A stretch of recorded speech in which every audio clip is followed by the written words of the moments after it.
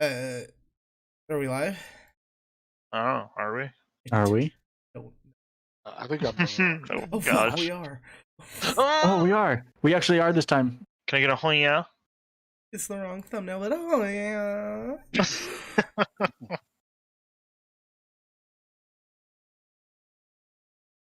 The wrong thumbnail, but it works. It works. We're going. We're going. P message me. Doing it live. You think the notification woke them up?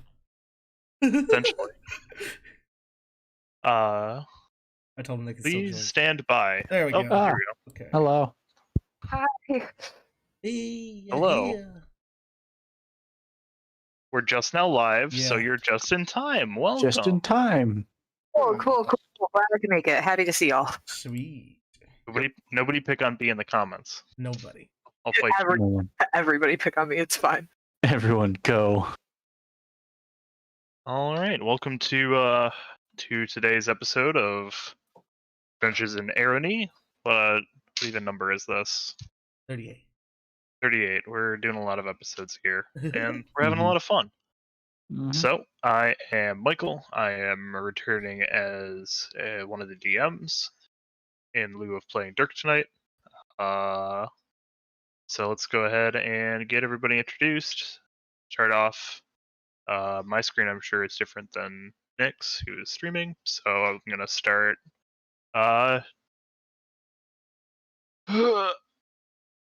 Chris, Shep, James Shepard. Why don't you introduce yourself? Tell us about your character. And do you like trains? I'm Christina. I Dr. James Shepard tonight, who goes by Shep, unless you irritate him, and then he'll insist you call him Doctor. He is not able to actually produce any paperwork showing that he is a doctor. Please disregard the picture on my profile. That is my other character. He is a variant human rogue, not a female gnome. And trains. I do love trains, actually. One of my best memories is when my family and I drove to Virginia and then took the car train from Virginia to Florida, and it was awesome. Best way to travel. Train. What's a car train? Like we drove our car, and then they put our car on the train. Oh. We went and took the train the rest of the way, and then our car came off, so we had our car around Florida. Yeah, convenient and just so much fun. Yeah, would be great if we had more good trains in the U.S. Yeah, it would be great, especially high-speed rail or something. I don't know. Maybe somebody should get on something like that. I don't know. Anyways, Joa, introduce yourself. Tell us about your character, and who is your favorite train from Thomas the Tank Engine? All right. Yep, I'm Joa. I am playing Drogar the Battlemaster. He's just your normal tall dragonborn guy. Now he has kind of like a Witcher situation going on, like he has two swords on his back. But yeah, he's just kind of looking for employment throughout the town at the moment. But you're gonna have to really make me think back to when I watched that show. It has been a very long time, and I don't remember a lot of their names. In lieu of that, I'm just gonna have to say Thomas because I can't remember any of the others. That's fair. Thomas is relatively solid. Another acceptable answer would be the one that got bricked up in the tunnel for all eternity. Right. Yeah, because Thomas is like a dystopian future. I've seen that one. Yeah, it's something all right. All right, next up, B. Introduce yourself, despite your character, and what would you rather have to fight?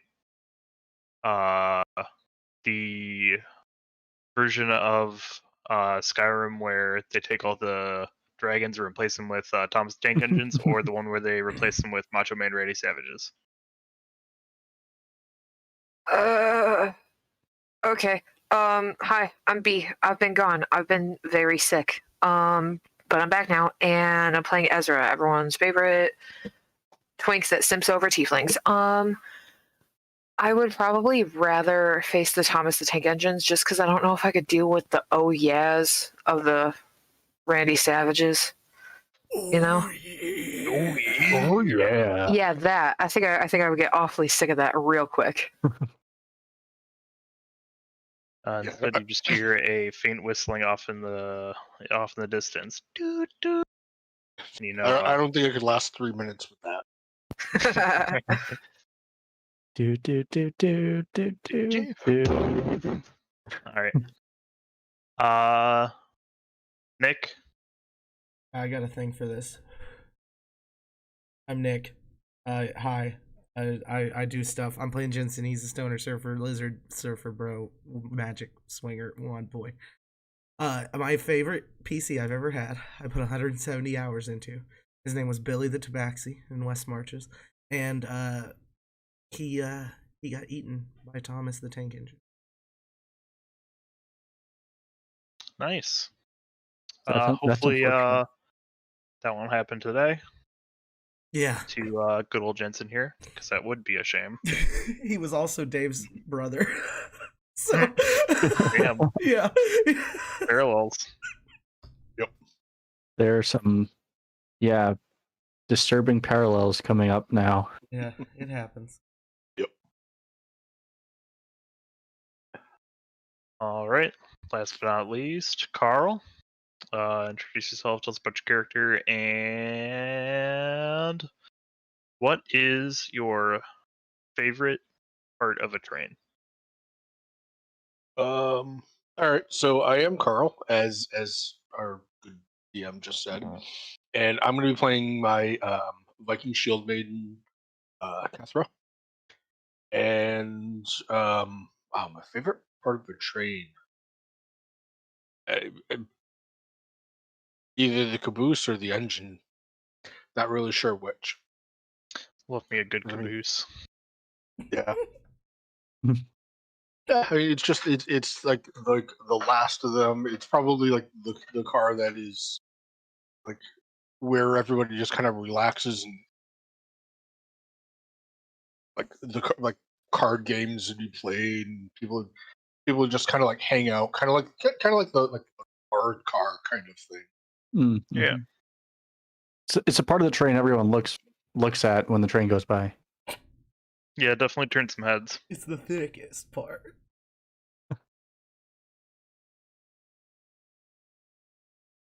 Yep. All right. Well, introductions out of the way. Let's get into the world of Arrowknee. Is anybody doing anything special? Everybody just chilling at Lucky's? Yeah. I'm at the edge of the dome, as per usual. Been there a while. Edge of the dome. Edge of the dome. Yeah, I've been there for like 3 weeks. It's crazy. Wow. Just nothing else. Right. No, I mean I'll just be looking for a job. Either talking to Lucky, trying to get like hired as something in their bar, or like throughout town trying to find something. I need to show Catherine or something. Y'all right here in the bar? Hey. Yeah, I'll be in there. Sure. Y'all, I forgot to show you this the other night. I pull out a paper, and it has the lyrics to this little light of mine on it. I can't read this, but this is what you have to sing to make the new guy go angry. Good to know. Is it the full song or like? Yeah, can you sing a little bit to me so I know it? Just a few words, I guess. I don't know.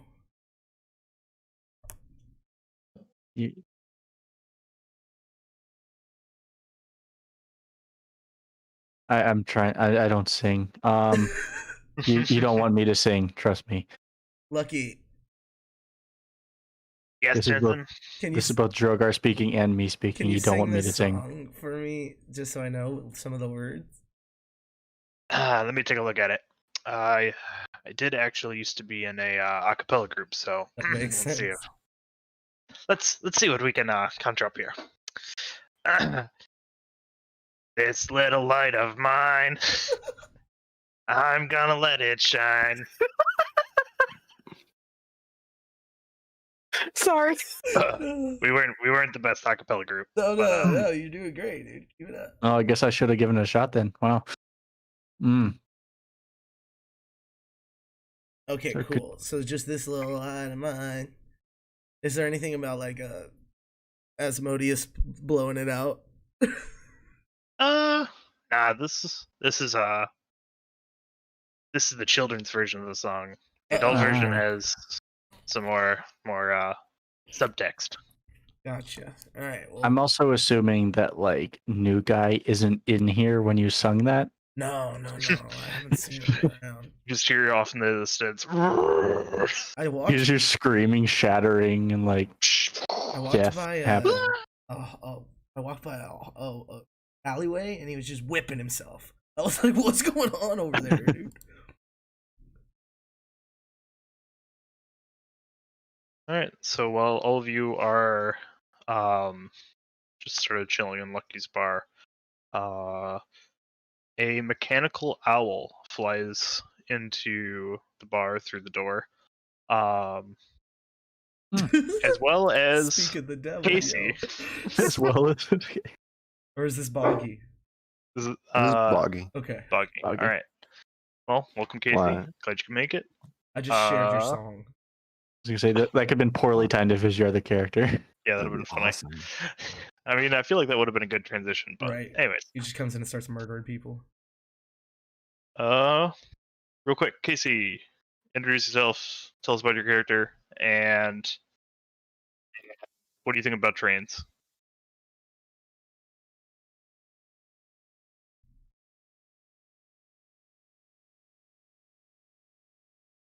Casey. Can you guys hear me? There he is. There. Okay, cool. There we All are. right, I heard that. Trains, you said? Yes. Yeah, introduce yourself, character. What do you think about trains? I'm Casey. I like long walks on the beach. Playing Boggy, level 4, Druid of the Spores, Furbolg, and I like trains. It's one of the only vehicles that I get motion sick on, though. So I just have to look out the window. That's about it. Well, I hope everybody likes trains to some degree, because may or may not take place on a train today. Gosh, I couldn't figure that one out if you put a gun to my head. Ezra, there's a gun to your head. No. Holy shit. Oh no. Ops, knock it Who's off. holding it? Serp. Oh no. Oh no. No. So everyone's hanging out at Lucky's except for Ezra, who's by the dome as per usual. A mechanical owl flies into the room. Boggy sort of like ducks as this owl swoops over his head as he's also walking into Lucky's bar. The mechanical owl goes to each of you and gives you a small envelope. Hey. I'll open it and read it. Sure. All right. In the envelope, there is, from what you can see, a silver ticket. And on it says Arrowknee Express.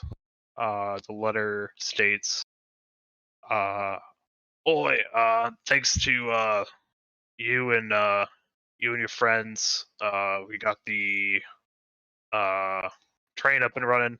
Everything's taken care of for the time being. So have this free ticket to West Nowhere. Give you one of the first passengers on it." So I guess we're going on the train today? Hey, let's go on the train then. What, dude? I can't read. Train Oh, ticket yeah. for that train that Pops was working on. Oh, I had Buggy no reads it idea. out The loud. thing that like me and a couple of other of us went and like cleared out the bug thingies. Yeah, Or- yeah. Forge said Yeah, something. that one. Yeah. Well, I've always wanted to go on a train. Heard about them, never seen them. Yeah, it was kind of ugly. Hmm. All right. As you guys are sort of discussing, the mechanical owl takes off out of the bar, having delivered all the envelopes. Shortly arriving to you, Ezra, delivering the same letter and ticket. Sweet.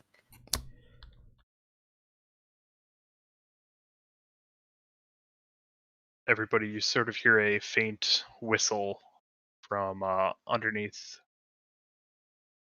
the earth. Sounds like a train whistle. This will be really cool. I've never been on a train before. They don't have trains in the swamp. Yeah. I guess we should head down there and get a look, get on board, all that fun stuff. Yep. This is fun. I get to go on a train for the first time and see West Nowhere for the first time. Do we get like get the first? do we assign seats, or mine doesn't say anything about a seat? I don't know. I don't know if it's like just mass seating or if it they'll tell us when we get it, or if it's just like suggested seats. Are there bathrooms on trains? I'm just thinking maybe we should go before. I mean, your guess is as good as mine. I don't know. Never been on one. Got a lot of questions Wouldn't here. hurt. Boggy's looking for like someone on or around the train that looks official. Yeah, you see Pops hanging out by the train. He's sort of looking at some of the looking over some of the like a checklist on a clipboard as he's walking up and down the train. Sort of taking notes, checking stuff off. Oi, right, you made it. Well, show me your ticket and get on board. Take it. Buggo. Takes out a Ticket. little hole punch. Goes through each of your tickets. Nice. Can I keep this for like memento? Yeah, keep it with you. Show it to them when you get to West Nowhere, so they know you're supposed to be on the train. Is this like a round trip ticket, or is this just one way? No, it's one way. You gotta pay for your way back. Ow. Free ride only there. Guess that makes sense. They gotta make money. Is there a bathroom on the train, or should we go before? Yeah, there's a few on the train. Where does it go? It just goes into a portal. Goes somewhere. I don't know. It always goes somewhere, man. You should always We ask. should look into that. Yeah. I'm Yeah. not too worried about it. What if the portals cross paths like before we end up upstairs like before? I'm very interested by this. I'm gonna look into it later, but I feel safer knowing. Yeah, I'm good to go. Yeah, All let's go for it. And Where is the first class carriage, dear sir? haven't quite seen you around. He's fancy. Dr. James Shepard, my good man. I, of course, would be seated in the first class carriage. I know it doesn't say that here on my ticket, but it would be assumed, of course. Well, good for you. The whole train is first class essentially. These tickets don't come cheap normally. Count yourselves lucky that you're at least getting one way. I'm Mr. Shepard. My name's Boggy. It's real good to meet you. It's Dr. Shepard. It's very nice to meet you, Boggy. I'm sorry, Dr. Shepard. Okay. What do you do doctoring? This and that. Many things. Oh, I'll take a this and that, dude. That sounds delicious. I'm sure there is a carriage here that serves food and drink. That's such an establishment, as the young man said, then you should be able to find food car. Ops, does Lucky have a sidebar on one of these cars? Yeah, Lucky's. I mean, you think I would make a train without putting in a bar? No, I just wanted to make sure that. Yeah, you do have it. Of course I do. Yeah, we got a sleeper car, got coach, got a bar, dining, sort of lounge / observation, and baggage. This train's got everything. Can you, like, buy space and just live on the train? I'm sure we could come to some arrangement. Sounds awesome. I want to look into this. Poop holes to nowhere. Great. Who else is on Hey, this you with got a us? point there, Bug. Is it just us, or like who else is on here? Anyone? No. A couple of my other few acquaintances. Some people I know from here or there. Some people that just want to get to West Nowhere, make a fresh start. Interesting. Okay. Right. Well, off you go. Should be leaving soon. Anyone else gonna be on a train with this ride? I just said that there's going to be a couple of my other acquaintances and people going to West Nowhere. Sorry, I don't pay attention. Yeah. At this point, I know Jensen. It's okay. Yeah. I'll just show up at some point and hop on and be like, "Hey, I'm coming too. All right, bye." As the train's leaving, Ezra, wait for me. Yeah, just like this episode, I show up last second.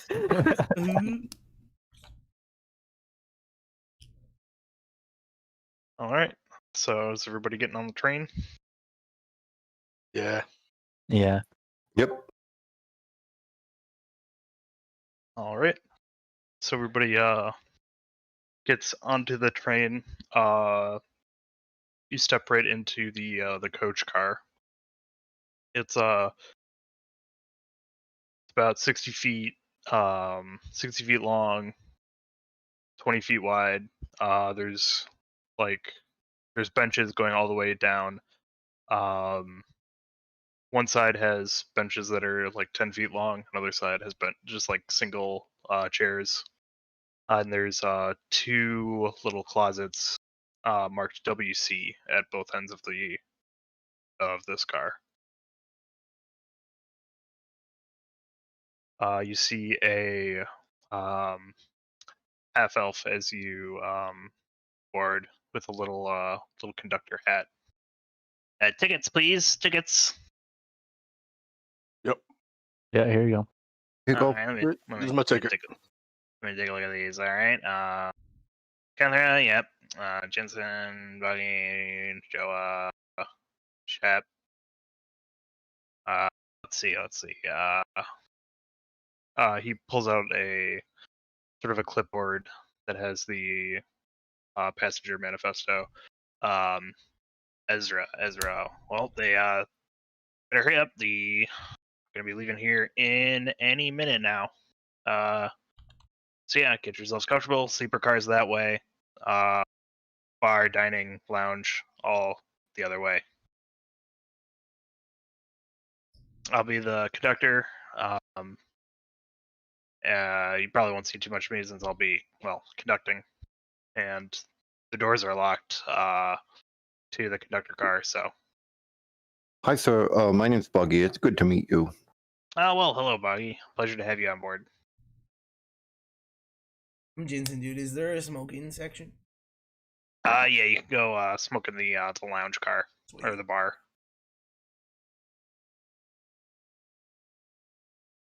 Alright, well, no other questions? Let's get this train rolling. How fast Shame does it- it go? Well, we're still sort of testing out the track, so we haven't reached top intended speed yet. So we're just gonna sort of coast along today. Should be a pretty gentle ride. Ezra, make a athletics checks for me, please. Yeah, that's fair. Yeah. Where are all my dice? Oh no, I came unprepared today.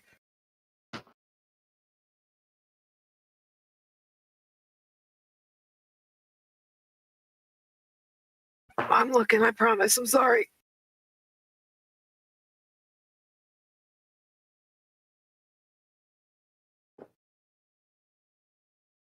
Okay, athletics. -1 to my roll. Let's go. That's Oh, an boy. 8. Woohoo! All right, so you hear the whistle of the train, and then the steam engine at the front of the train starts roaring into life as coal is being shoveled in there, and the train starts moving with a Ezra. You are a fair distance away. You are 60 feet away when you see this train start departing. Oh, without me? Yeah, without you. Oh, I'm not getting on it. There's no way. I don't have a way to get on. I got nothing. You're not just gonna run for it? I mean, like, I could. I'll try and run for it. All right. Make another athletics check for me, please. Yeah.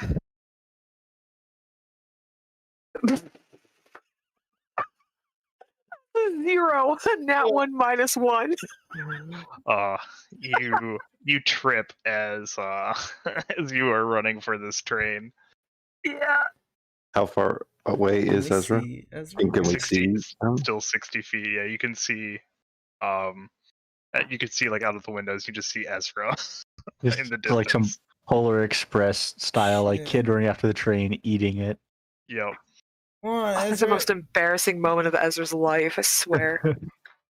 You can do it. I give you guidance. You can do it. You. Leaning on the window, watching. Bardic inspiration and guidance. You can double do it.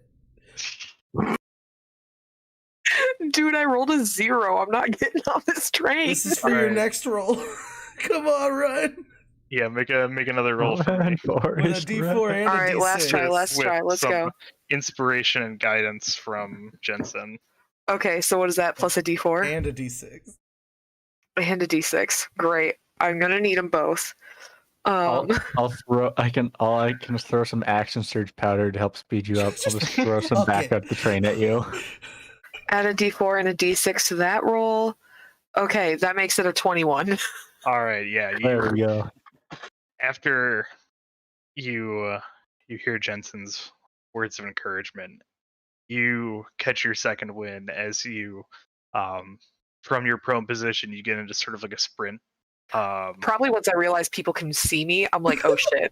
Yeah, you realize there's quite the crowd around you now, where people are just sort of staring, and so you hear some like snickering and some whispering, and you just want to get out of this situation as fast as possible. So you just book it for this train, and just as it's like reaching the end of the station, you are able to hop on the back of the last car. Grab my hand. We just all start cheering. Oh, why was that so difficult for me? You almost missed out on the best day of your whole life. We're on a train. What does Ezra look like now that they're on the train? To describe Ezra, I'm a fallen Aasimar. I have like silver and white hair, and I'm wearing really tight black leather clothes with my burst sticking out of it. What's your emotion? Are you just like really tired or annoyed? I'm like trying to still look cool, so I look like nothing happened. Like I'm like brushing dirt off my knees, pretending nothing happened at all. Okay. They All say, right. They say it's 100 feet long and can go real fast.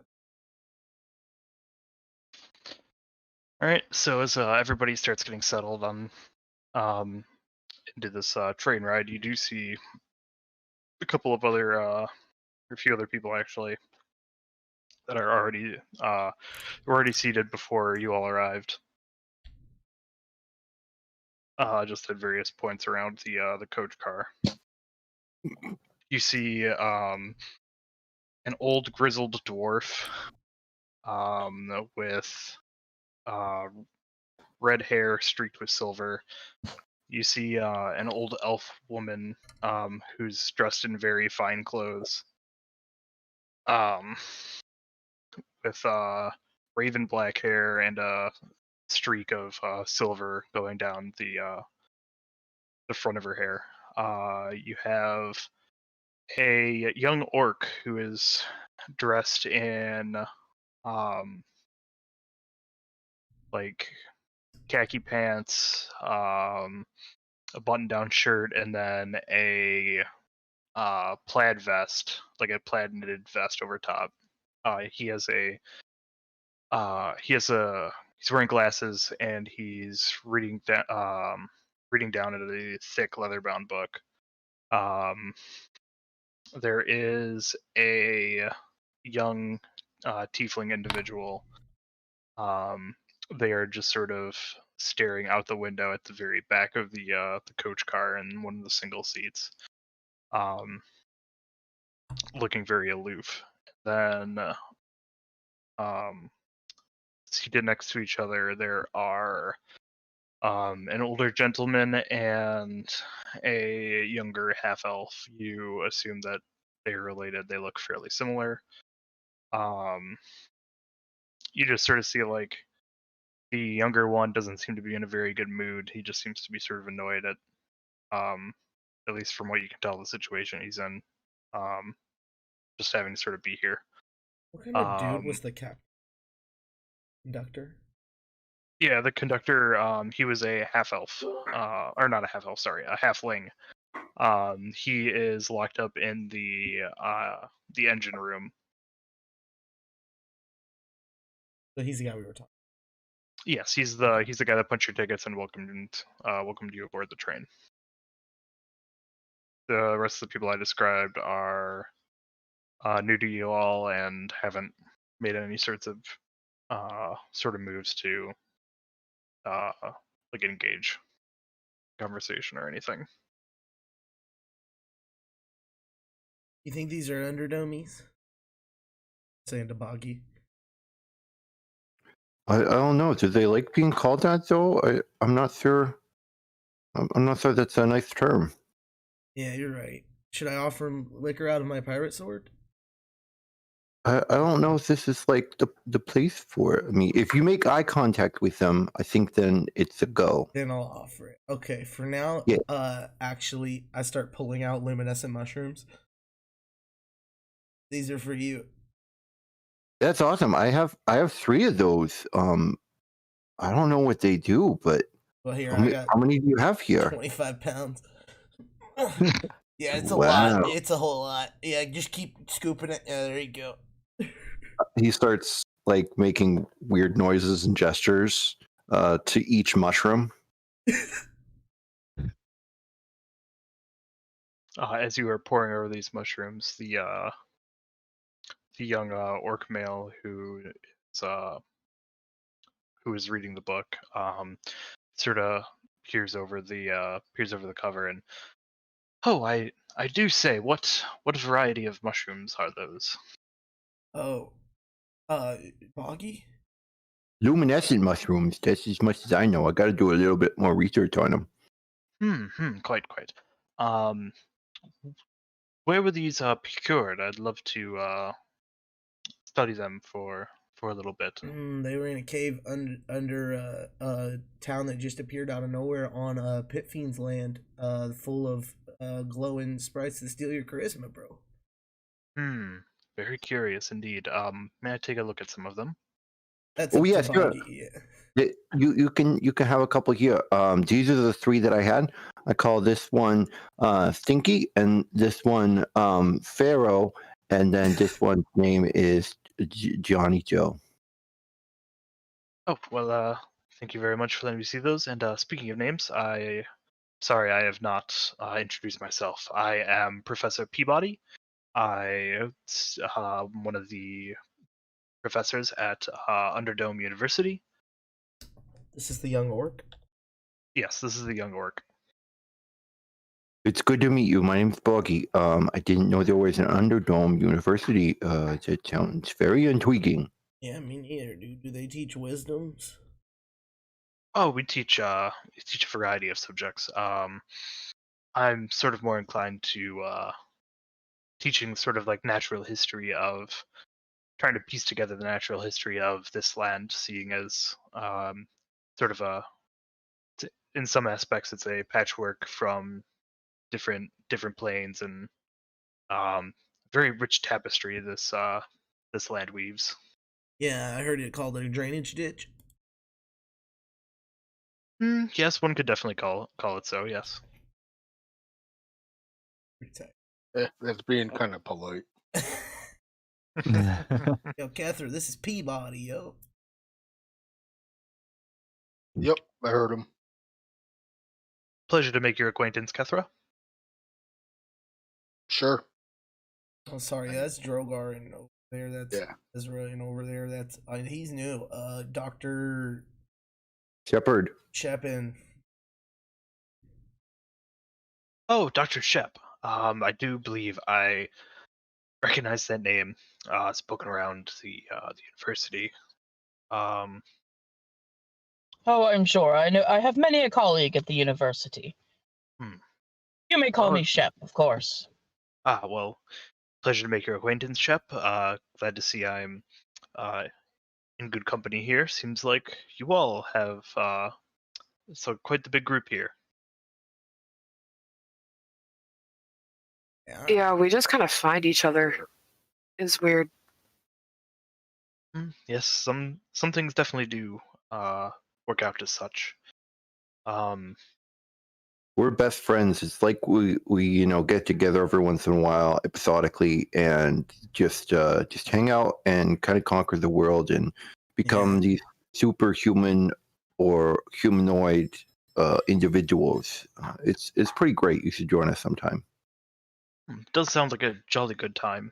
I definitely know some people at the university that would be potentially interested in chronicling these events or probably picking your brains as to different phenomena and creatures you've encountered. Oh, they should just talk to Tefley. He writes everything down. Oh yes, Yeah. yes. How could I forget Tefsley? They are a one of the more permanent fixtures in the library of the university, especially. But everybody knows Tefsley very well. Yes. Yeah, it's just which one, right? Yes, yes. That's one of the big Underdome University jokes. You're a cool guy, P-Bot. Oh well, thank you. So I'm a little slow. There's an Under the Dome University. Oh yes, yes, quite. You've been to the Underdome, huh? Nah. Yeah, you were just in it. You were just in it. What? That's how you got to the train. Dude, above table, I have no idea what we're talking about right now. I'm gone. There's a giant pyramid under the dome. Yeah, What? That's a Bass Bass Pro Pro Shop Shop. under the dome. Yeah. Okay. Oh, like the joke from okay. Mm-hmm. So, Ezra, the dome isn't a dome; it's a sphere, Oh yeah. and half the dome is above ground, or half the sphere is above ground, and half is below. So, as much as there is above, there is even more below. Okay, so the subterranean part is the Underdome then? Correct. Okay, that's easy enough to follow. Yeah, it's where like Pops has been doing a lot in the Underdome. Lucky has Strip Club. there's Lucky has like a strip club or something down there. Oh, right. Yeah, I heard about that one. Maybe I should just read the after action report and then I'd be fine. There hasn't been many lately, so maybe not. Oh, gosh, if only we were organized. Just watch the episode. A lot of lazy. I have 4 hours. That's why I haven't been in the episodes. All right. Well, getting it back on track. Get it? Train tracks. I hate you so much. Train jokes. So yes. Actually, I personally know some of the other people on this train. Oh, give us the scoop, dog.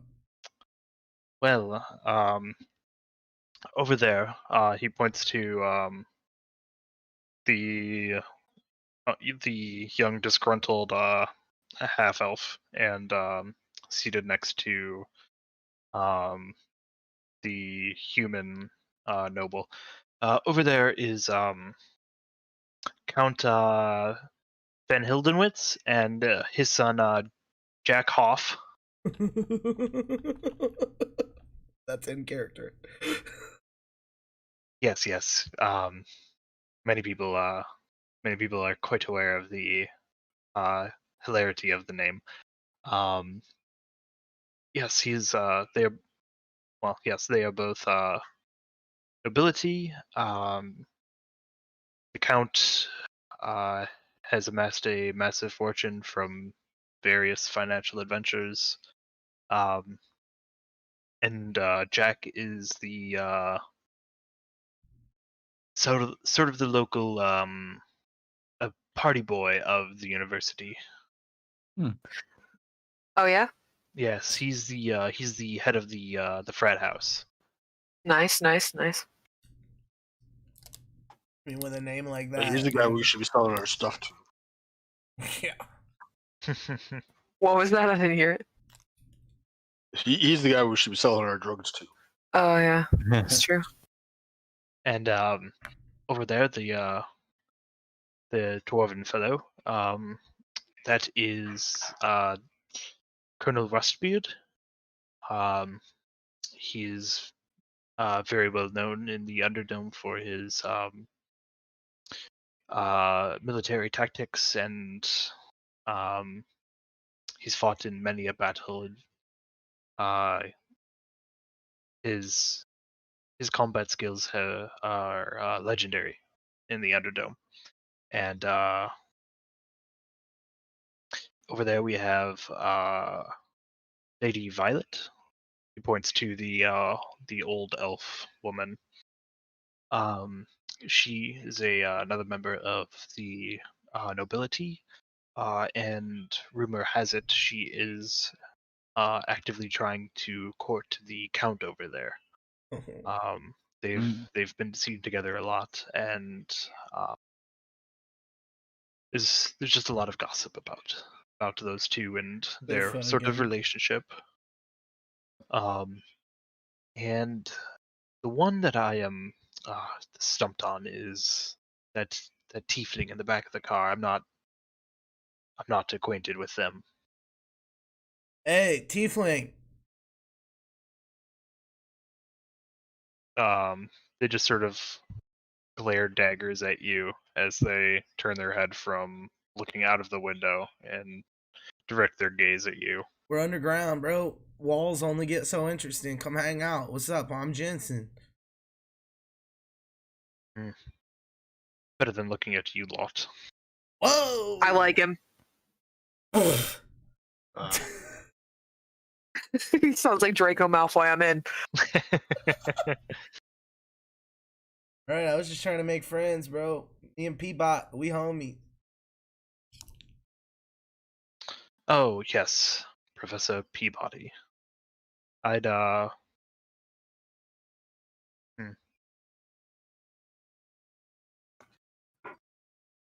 be aware of who you make friends with. It is Draco Malfoy. You hear this shit, Professor?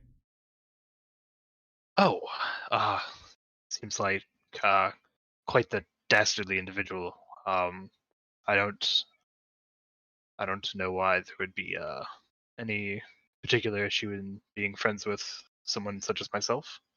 I feel like I'm very good company. That's company, dude.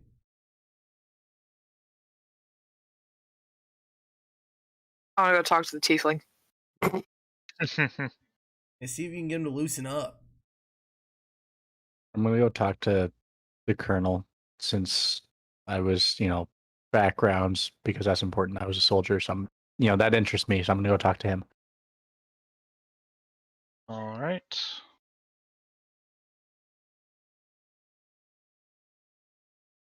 let's start off with Ezra. You walk over to the you walk to the tiefling towards the back of the train. Yeah. They're still just sort of staring out of the window. Hey, those people are really lame. I'm sitting next to you. We can both stare out the window together. You don't have to talk to me. And then I sit down. Well, finally somebody agreeable. Yeah, I don't know. They're a little bit too high energy sometimes.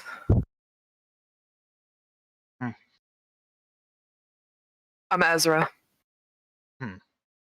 Scarlet. That's a dope ass name, dude. Did you pick it yourself? It is the name I go by. Yeah, that's how names work.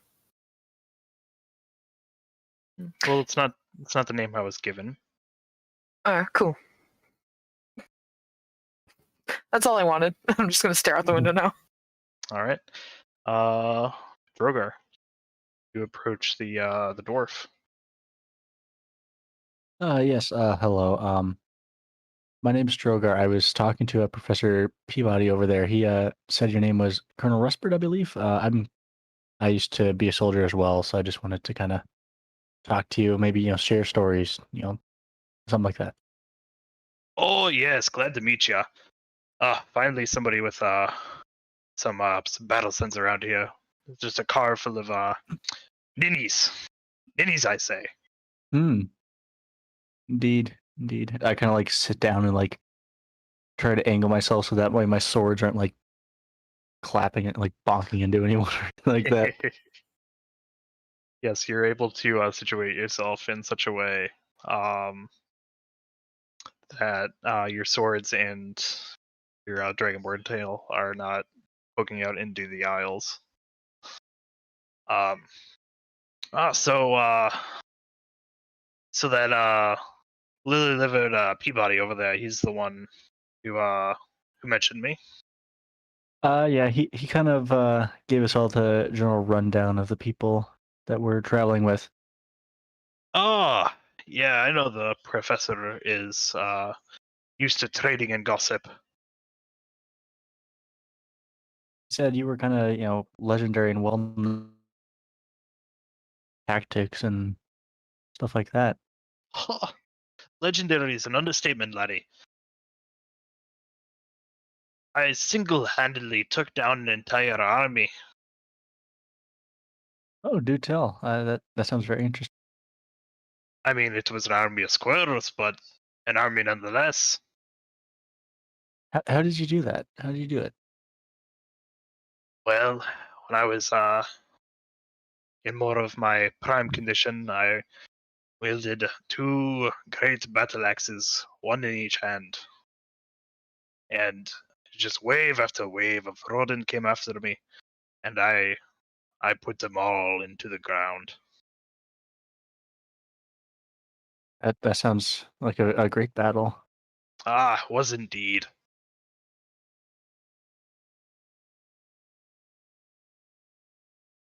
I've done a few battles. I haven't fought, taken down a single army all by myself. I was always leading a kind of a company of soldiers.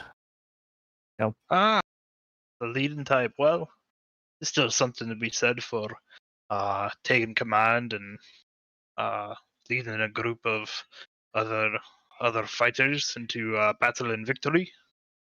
Indeed, there's just something about that bond, you get with them that's really sticks with you. An inseparable band of brothers. So now that you've I don't really want to say retired, but moved on from the active fighting, what do you do now in the Underdome? Oh well, I'm actually one of the regulars at the university. That's how Peabody knows of me.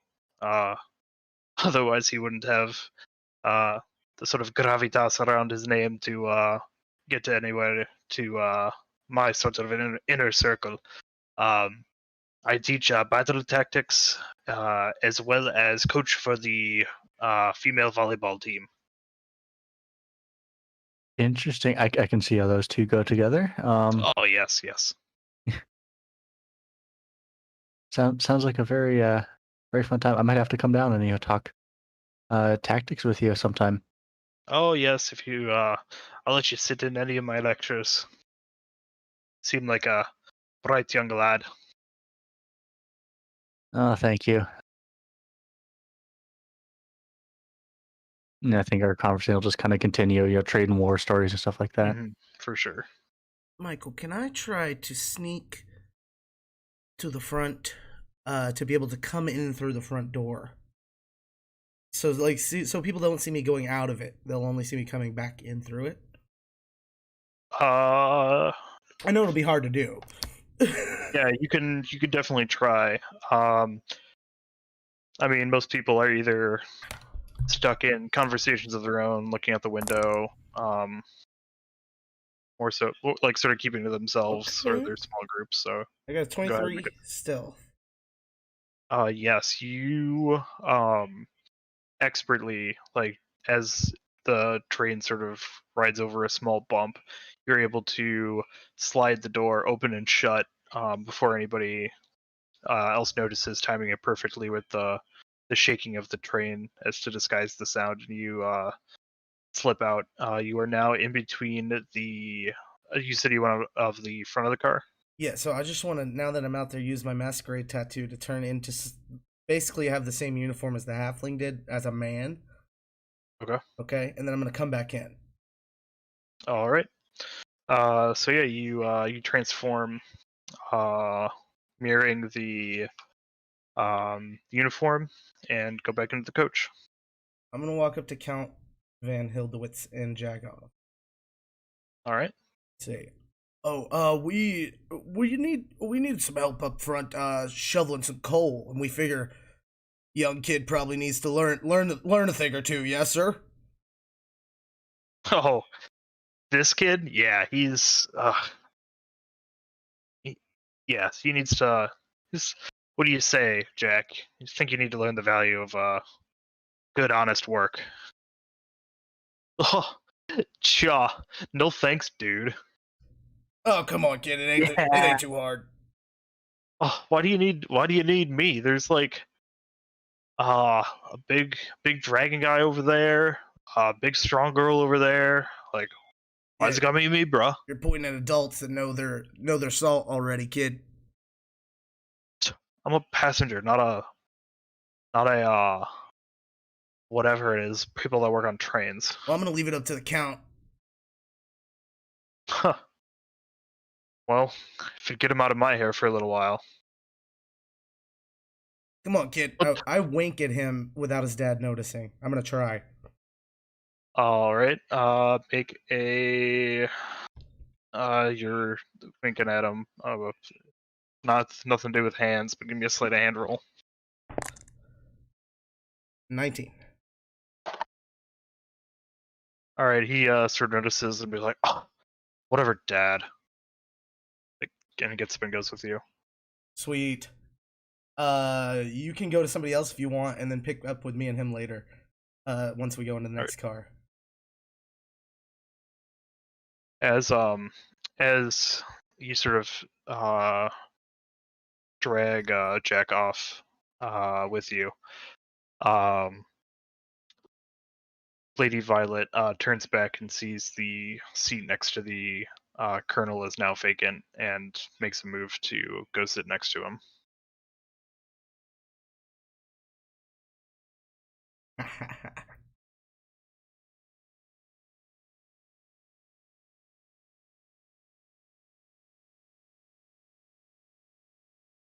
I mean, we can go right to my thing if nobody else is doing something right now. Yeah, I don't have anything. Yeah, so I was kind of spacing off. All right. What happened? What happened? Sorry. So when we get in the next car, I'm gonna turn back into myself. Right. So going in between the going up towards the front of the train, you exit the coach car, and you are now in the sleeper car. And there's nobody in here, right? No, currently there is not. Yes, I'll turn back into myself and be like, yo, bro, sorry, I'm Jensen, man. We've heard about you, like, up at the fucking Up Dome, you know? And I was like, oh, I gotta party with this guy. So, like, I rolled a blunt out of ginseng leaves. I call it high energy, yo. Oh, dude, sounds fucking sick. Let's smoke it in the sleeper car. Oh, hell yeah, dude. Oh, tell me about your life. This blunt's about to be anything but sleeper. He takes a long drag. As he's still holding the smoke in his lungs, he starts to speak. Well, yeah, so like my dad really wanted me to go to his university, but I'm not about that higher education. Yeah. I just want to fucking party. And he lets out a big exhale of smoke and just starts just coughing. Oh, you alright, dude? Oh, yeah.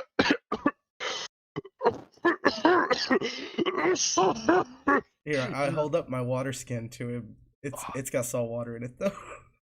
Funny story. The first time I ever met Michael, that's exactly what he sounded like. Oh, no.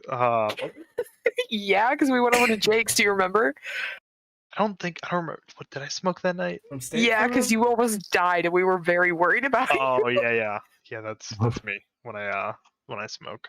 So yeah, he takes a long drag out of this water skin before sort of realizing and spitting out the seawater. Oh, sorry, dude. I only drink a certain type of water. Yeah, sorry. That's my. Don't worry, bro. I always come prepared. He pulls out a flask out of his boot that seems like too long to fit into his boot. Like it just sort of, it's really long. He pulls it out. There's a little like hose that comes out of the like the cap as he pulls it out, and he just starts like beer bonging the shit. Dude, is that a boot of holding, bro? Oh, chill, bro. Dude, got one of my artificer bros to whip me up at the frat. I'm gonna pull a glass sword full of liquor out of my bag. Oh, fucking sick, dude. Is that a fucking booze scimitar? Yeah, it's the most top shelf there is, bro. Do you want to buy it from me? I don't know what I'm gonna do with it. I don't drink like that. I only smoke, you know? Oh, shit, dude. Fucking be the envy of the frat. Right? How much you want for it? Oh, I paid a lot. Like 500 gold? Oh, fucking chump change, dude. Here. Sweet. Deal. Thanks, bro. Oh, no problem. Thanks for the sick fucking liquor sword. Yeah, no problem either, dude. You're a cool guy. Finally, somebody fucking around here thinks so. Yeah, I'll tell you who else is cool. That Peabot, dude. Like, I know he's like a nerdy teacher or that whatever. Fucking nerd? Dude, I'm telling you, those teachers, a lot of them smoke weed, bro. Yeah, I fucking believe it when I see it, dude. You will one day, bro. Trust me. You just gotta grow up. Fuck that. I mean, it'll happen regardless if you want it to or not. You know what I mean? Dude, I've been at this fucking university for 8 years now. Right. But that don't mean you're not gonna be the old guy. You're probably already the old guy, right? I mean, I'm a half elf, so it doesn't look like it. You got a point, dude. Hey, milk it, bro. Do your life, do you. I'm just here to party. Fucking I ain't got no responsibilities at school. Just don't dip on the nerds, bro, because they know how to make shit, bro. And that shit can help. I mean, yeah, my artificer friend's a bit of a nerd, but yeah. I don't know. I think it'd just be bad for my image. Hey, yeah, no, you don't got to hang out with them in public and shit. Right now, you're on a train with a bunch of people that don't know you at all. Yeah, and I'm going to a fucking bumfuck nowhere. Dude, bumfuck West nowhere. West nowhere's tight, bro. You just gotta know where to go. I'll show you when we get there, dude. For sure. Dope, dude. Bro, we made West Nowhere. It was fucking sick. This is Ezra. Yeah, Ezra, you wanna hit this shit? I'm not anywhere near you. Different car. I was just thinking about, oh yeah, we made this place and we're on a train to go visit it. Mm-hmm. Oh, anyway, dude, yeah, I have to walk back in as the guy, right?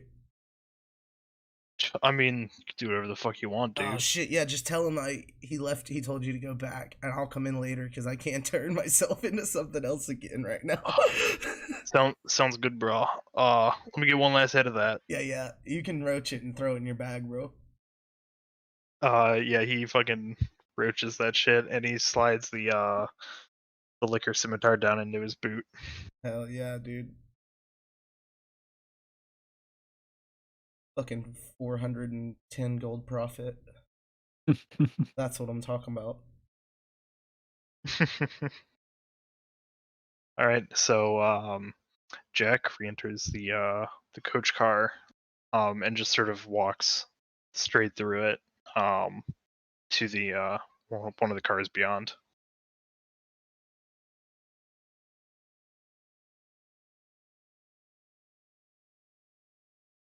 Yeah, I'm sure he looks just like he's been shoveling coal too. Right. Totally. It got in his eyes. Yeah.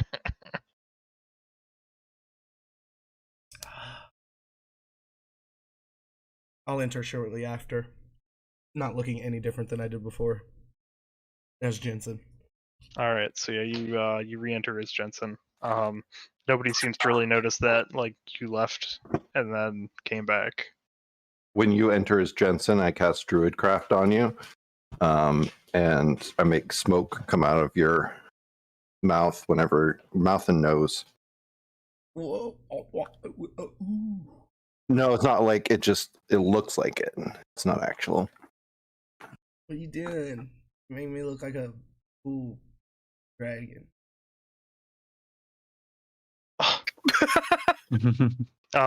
Lady Violet sort of speaks up as you walk back in, smoke billowing out of your orifices. Well, I never. You're only supposed to smoke on the bar and the lounge cart. Get out of the coach if you're going to smoke here. This is a natural bodily function, ma'am, and I hate that you really just profiled me like that. That was just me. Just playing jokes on friends. I'm sorry. We'll see how that is after I talk to the manager. Oh, the manager? You mean the halfling that's driving the thing? Yes. After we depart off the train, I will write a strongly worded letter. I will yelp very loudly and tell them that you should no longer be allowed on this train, and I should get a full refund. That's fair. My name's Jensen. Write it down. What's your name? Lady Violet. Lady Violet. Oh, Violet. Like the flowers. And I start druid crafting flowers all over her, and I won't stop. she just like trying to like brush them off as soon as they like pop up, and she's those, like the flowers. Is that what your name is? She gets up in a huff and exits the car towards the back of the train. Yeah, kick rocks, lady. The count that she was sitting next to, just like, Violet, wait up, and he chases after her. Not worth it, bro. Scarlet actually speaks up to UB. It's like, finally some peace and quiet, hopefully, in this car. Yeah, until you got here. Shut up.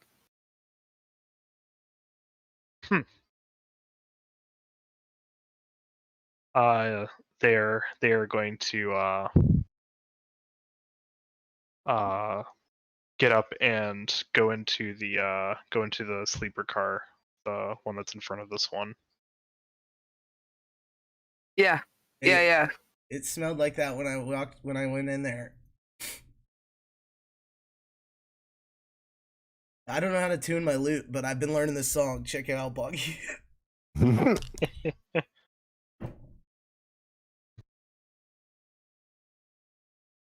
Are you gonna play it or what? Yeah, I am. I'm gonna attempt to play my untuned lute. Should I roll with disadvantage? Yes.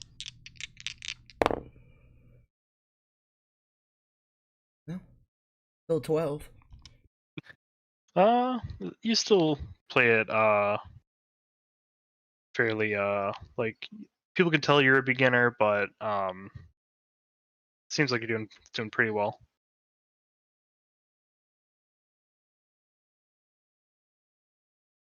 You think? What song is it? I think this is the longest train ride of my life. Mm. It's Hello Darkness, my old friend. Damn it. I like this song. The sound of silence. That's ironic. It's at this point where the just sort of the sheer rock face that has been your visage out of the windows opens up into a large underdark cavern that's illuminated by giant glowing mushrooms down in the distance as you ride on a what looks to be like a wooden bridge that has been erected for the purpose of this this railway.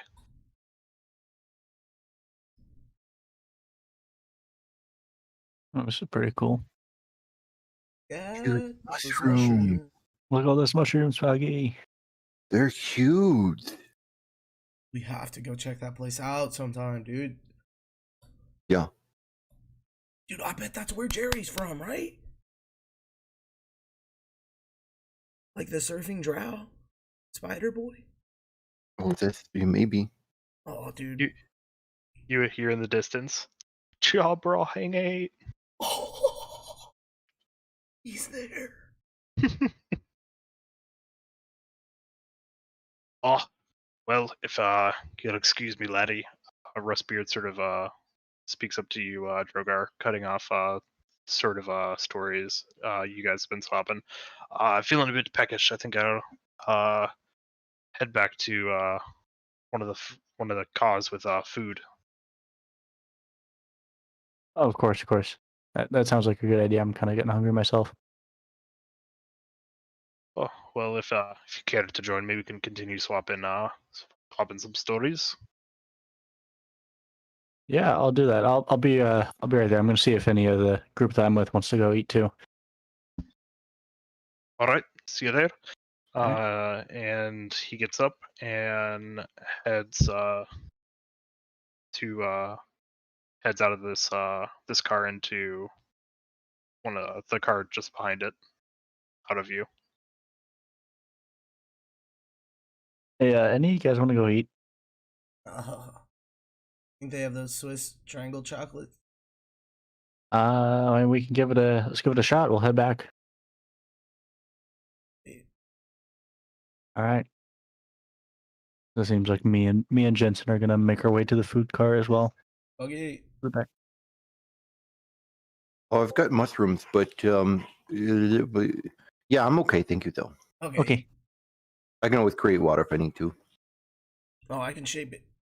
If you create it. We'll be a team, bro. I'm gonna go eat.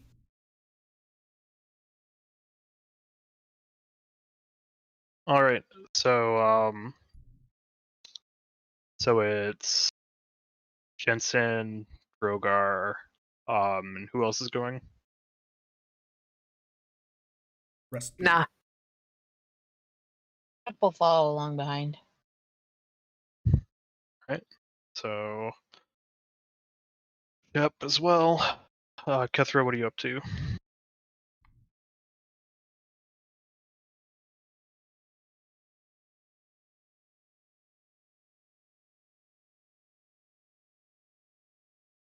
Kethra, you're muted. Carl. Sorry, I'm sitting here chatting away. Like, No, blah, blah, no. blah, blah. You're good. Yeah, Chethra's gonna go with them. All right. She's up for like getting real food, not like magically created food that she has eaten all too much lately.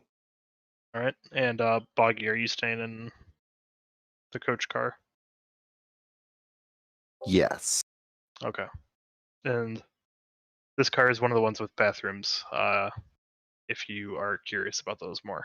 Oh, he's gonna try it out. All right. So I guess we can get this business done real quick. Boggy, so you walk it. It is basically just like a small closet space. Your Fearbog form just barely squeezing in. And yeah, there's just like a toilet seat with a pitch black void underneath it. I'm gonna throw a mushroom in because I don't have to go. All right, you throw a It's a luminescent mushroom too. yeah, luminescent mushroom. I was trying to think of the word. Into it, and as soon as it crosses that like threshold, it just disappears. It's still like pitch black. You don't see like any more of the glowing from the mushroom. Anyone outside the bathroom can probably hear. Ooh, that's it for me. In the All right. bathroom that I wanted to do, unless there's anything interesting. No, that's pretty much it. Just sort of a hole into the void. So everyone else makes their way into, like everyone except for Ezra and Boggy make their way into the next car over, which is the bar cart. You can see Jack sort of just reaching over the counter, grabbing liquor bottles, pouring himself shots. Meanwhile, the Colonel's at the far end of the bar, being served a glass of whiskey on the rocks by an unseen servant. There's a long bar that stretches down the length of this car with stools going all along it. The wall behind the bar is covered in liquor bottles of every color, shape, size, all on like shelves. And there are 2 small tables and 1 larger table on the other side of this car.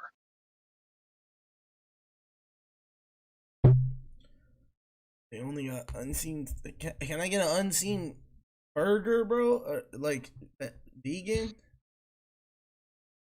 You hear a voice. This is the bar car. If you would wish for any sort of meal, continue on to the dining car. If it is any hors d'oeuvres you might want, they can be served here, but main meals will be in the next car over. I'll take some hors d'oeuvres, bro. Some deviled eggs poof to existence in front of you. Are these vegan, bro? What kind of bars?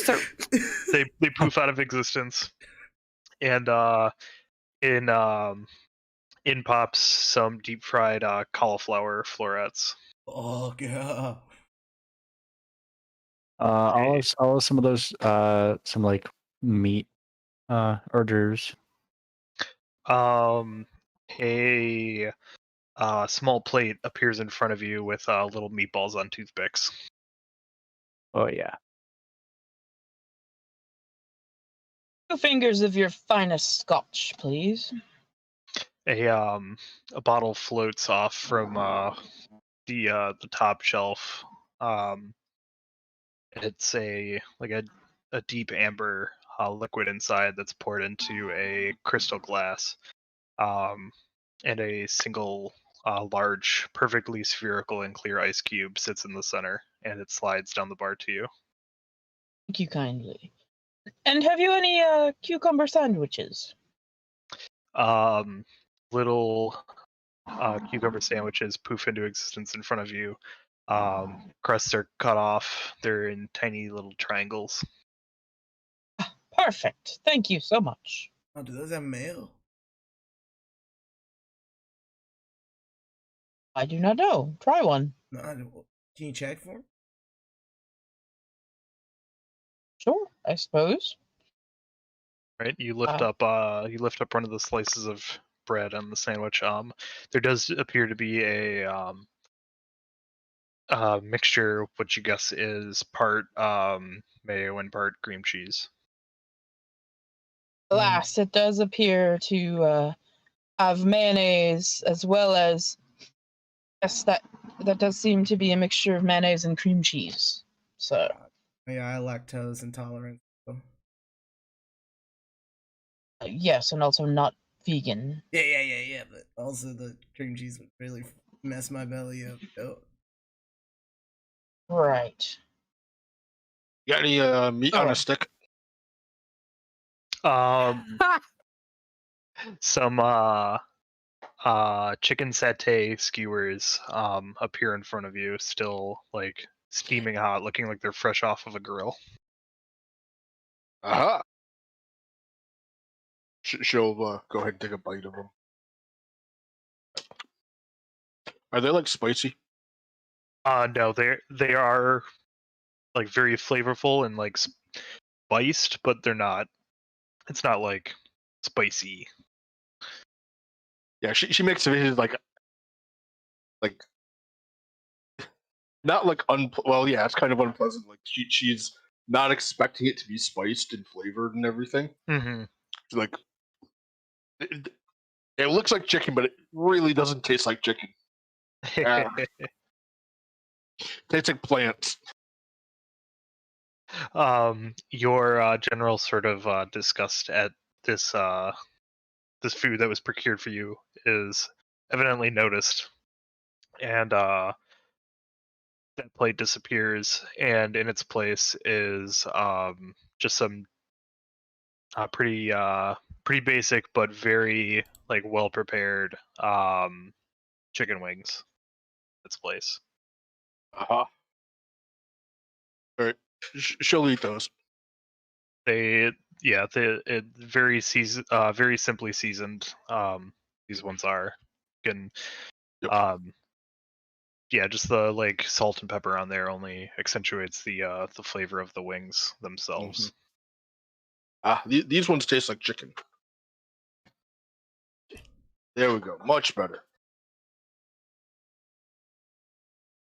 Jensen, I think that other stuff might have been what you were talking about, that vegan food. No, I think that was meat. It just had some stuff like some rocks and dirt on it.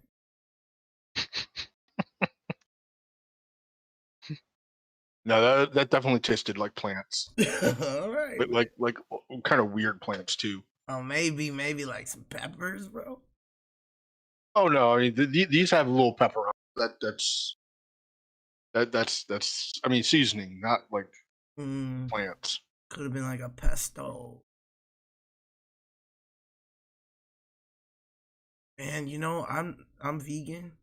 I could really go for some fish sliders from Castle Whites. I'm gonna have to do that soon. Some little seitan sliders appear in front of you. No, they won't be the same. All right, they disappear.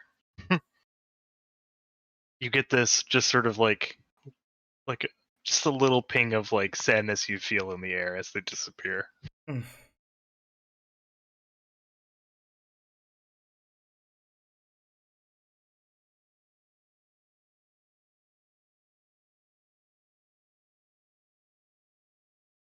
What is Ezra up to? Still being moody, staring out of the window of the coach car? Oh yeah, he's really hoping that whoever this tiefling person is didn't see him totally eat shit on the on the way in. So he's just trying to be cool. just chilling. It was they are staring out the window that would look directly out to like see you running in. Yeah, he could still hope. Okay, just want to make that note for you. Boggy, still sort of going over those mushrooms. Just eating some mushrooms. Eating some mushrooms, okay. Professor Peabody is still in coach, sort of looking over the mushrooms that you gave him. Scarlet hasn't come back through, still in the sleeper car, you would assume. Then yeah, there's as an update, Jack and Colonel Rustbeard are still in the bar car, and you have not seen Violet nor the Count since they left the passenger car as well.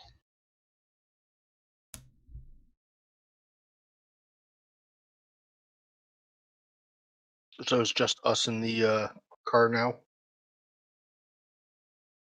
No, Jack and the Colonel are still there with you. Oh. They're still drinking. Drogar, over, come, have a drink with me. Yeah, I'll grab my little plate of meatballs, or order a whiskey, and sit down next to him. Oh yeah, he'll have one of what I'm having. It's top-notch stuff they have here in this car. And those do look tasty too. He glances at your meatballs, and in front of him appears a small plate of meatballs. Well, isn't your every need just sort of taken care of in this cart? And he pops a meatball into his mouth. Oh, still hot.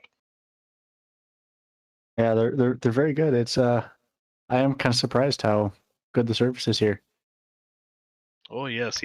I do wonder. I would seems to be some sort of magic that obviously carries these from the kitchen to the car. I don't believe there is a kitchen cab on this train. Yeah, I'm not sure. I haven't really taken a look. If only they had these at the outposts that we would garrison at on our way to the battlefield. Oh, that would have made the food so much more bearable.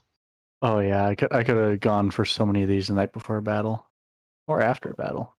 Oh God, what I wouldn't have given to have an actual decent cooked meal instead of just some rations before a battle. Could have laid waste to 2 armies if that were the case. Oh yeah, those squirrels wouldn't have known what hit them. Oh, could probably even take on an army of badgers.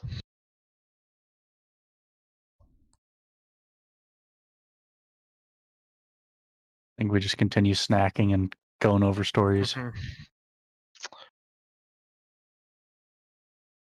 Jack's gonna call over to you. Oh, Jensen, dude, fucking wanna go? You wanna fucking light up in here or fucking? Yeah, I mean, it's just the boys in here, and Catherine. I mean, Catherine's one of the boys, dude. Hell yeah, dude. Fucking that fucking witch Violet shouldn't yell at you for smoking here. I heard that all the way in this car. Yeah. God. Now she's a capital C, bro. You could say that again. God, and every time she's just like real good friends with my dad. Every time she's over, she's just nagging at me for stuff, dude. Like, come on, like, what's her deal? Yeah, like, what does she think? She's your stepmom? She fucking wishes. Right? Yeah.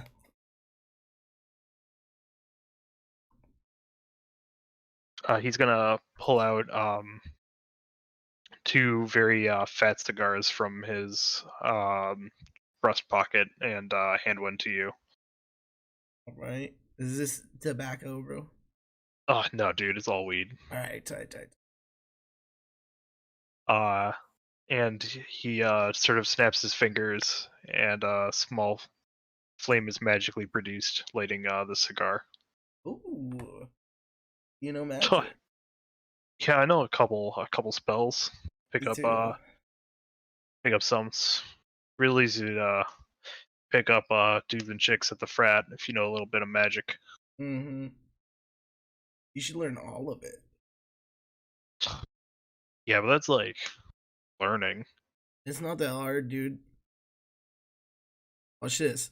And every 6 seconds, I do a different cantrip. There's like 12 of them. Jeez, dude. Like I don't even know what I'd do with all those, dude. It's real fun. You can like watch this. All right, hey, unseen servitude. Unseen guy, are you there? You hear a voice just say, "Yes." Can you give me a glass of water that is shaped in a very pointy glass, like the bottom of it's super pointy?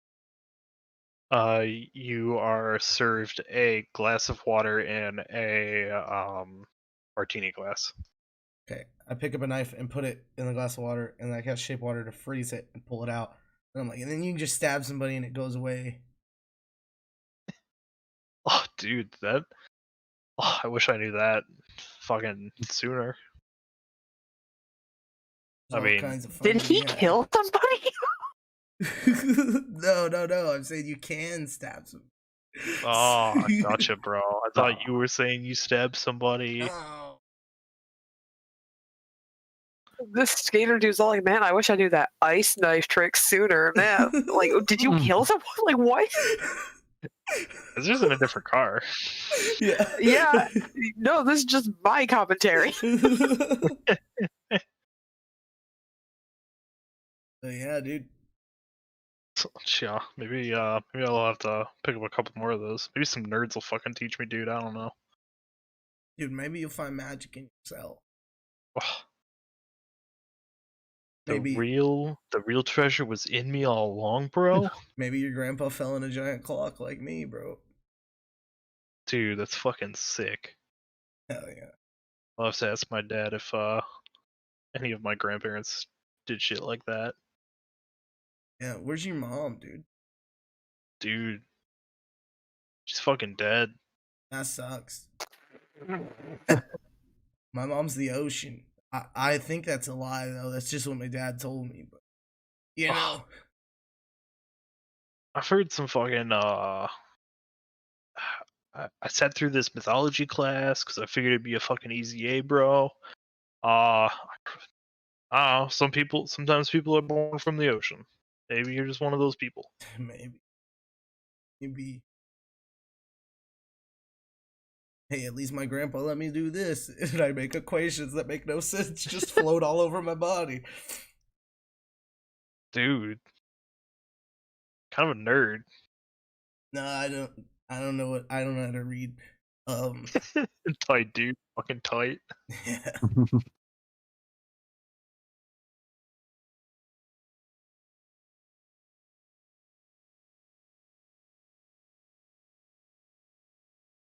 All right, as everybody's sort of just sort of drinking and snacking,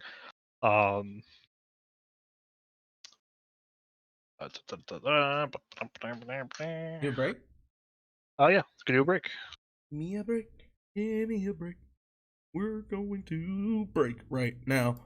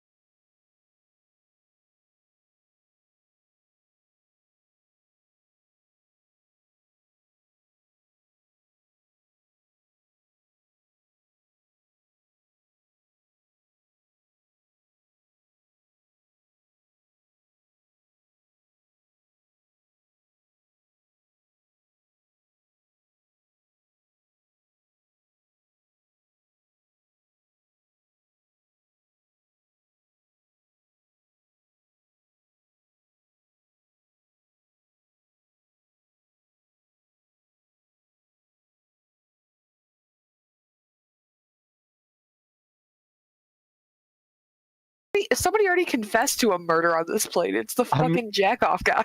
Visual. He did say he killed somebody, didn't He did. We're I was gonna lying. say, to be fair, we probably all have a higher kill count than everybody else. I'm gonna say, like, as far as I last heard, I am still employee of the month for Voitech in terms of kills and people sent to hell. So There you go. yeah, like we all have body counts. We have stacked bodies. You ever seen a All line right. of magic missiles, kid?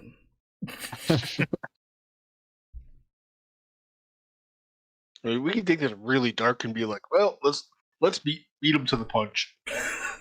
Jesus. Nobody's Don't getting even off know this who's- train but us. I don't know who's gonna get mortared. I'm just getting moitoed. Somebody took my deviled egg. Damn it! Who beat us to the last one?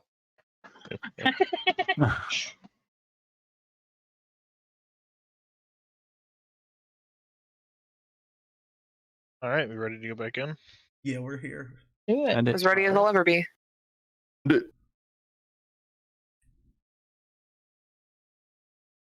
Let me know when we're live again. We've been live for a minute, bro. Oh fuck! Mm-hmm. Totally. All right, well, welcome back. We're back from a break. Yeah.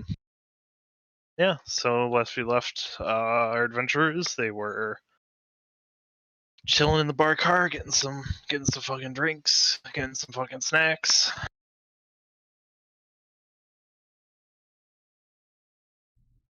Ezra and Boggy are still in the coach car. Yeah.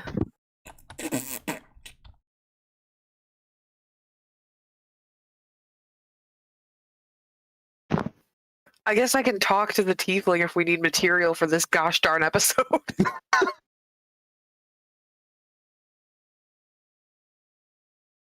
Guys have only explored like 2 cars so far.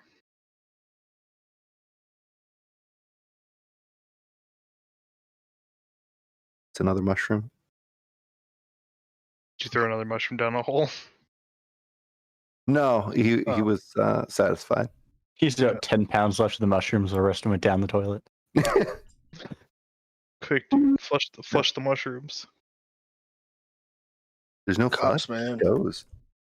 I'm gonna go see if they got any like vegan sushi over the other place. I'll be right back. Yeah, I'm gonna stretch my legs. I've been kind of cramped. I don't think they really designed these chairs for tall Dragonborn, so I'm gonna stretch out my legs, go for a walk. All right, so Jensen, you're going to the dining car. I'm gonna And go with Drogar. Jensen. All right, Yeah. so you I'll two are follow. going there.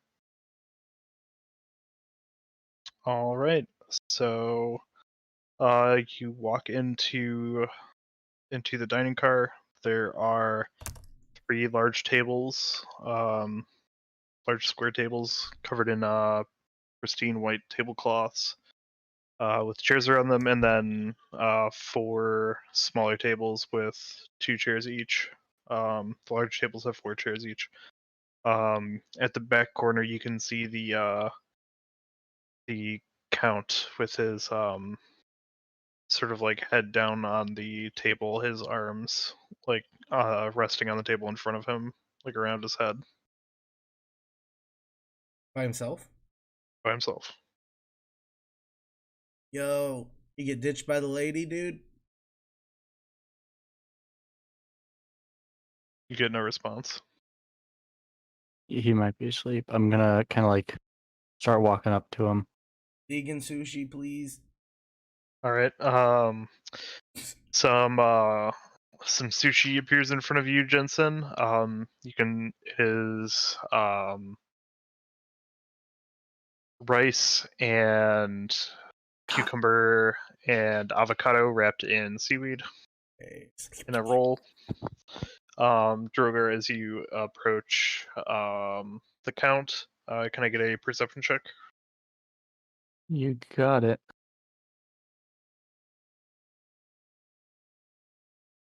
That is.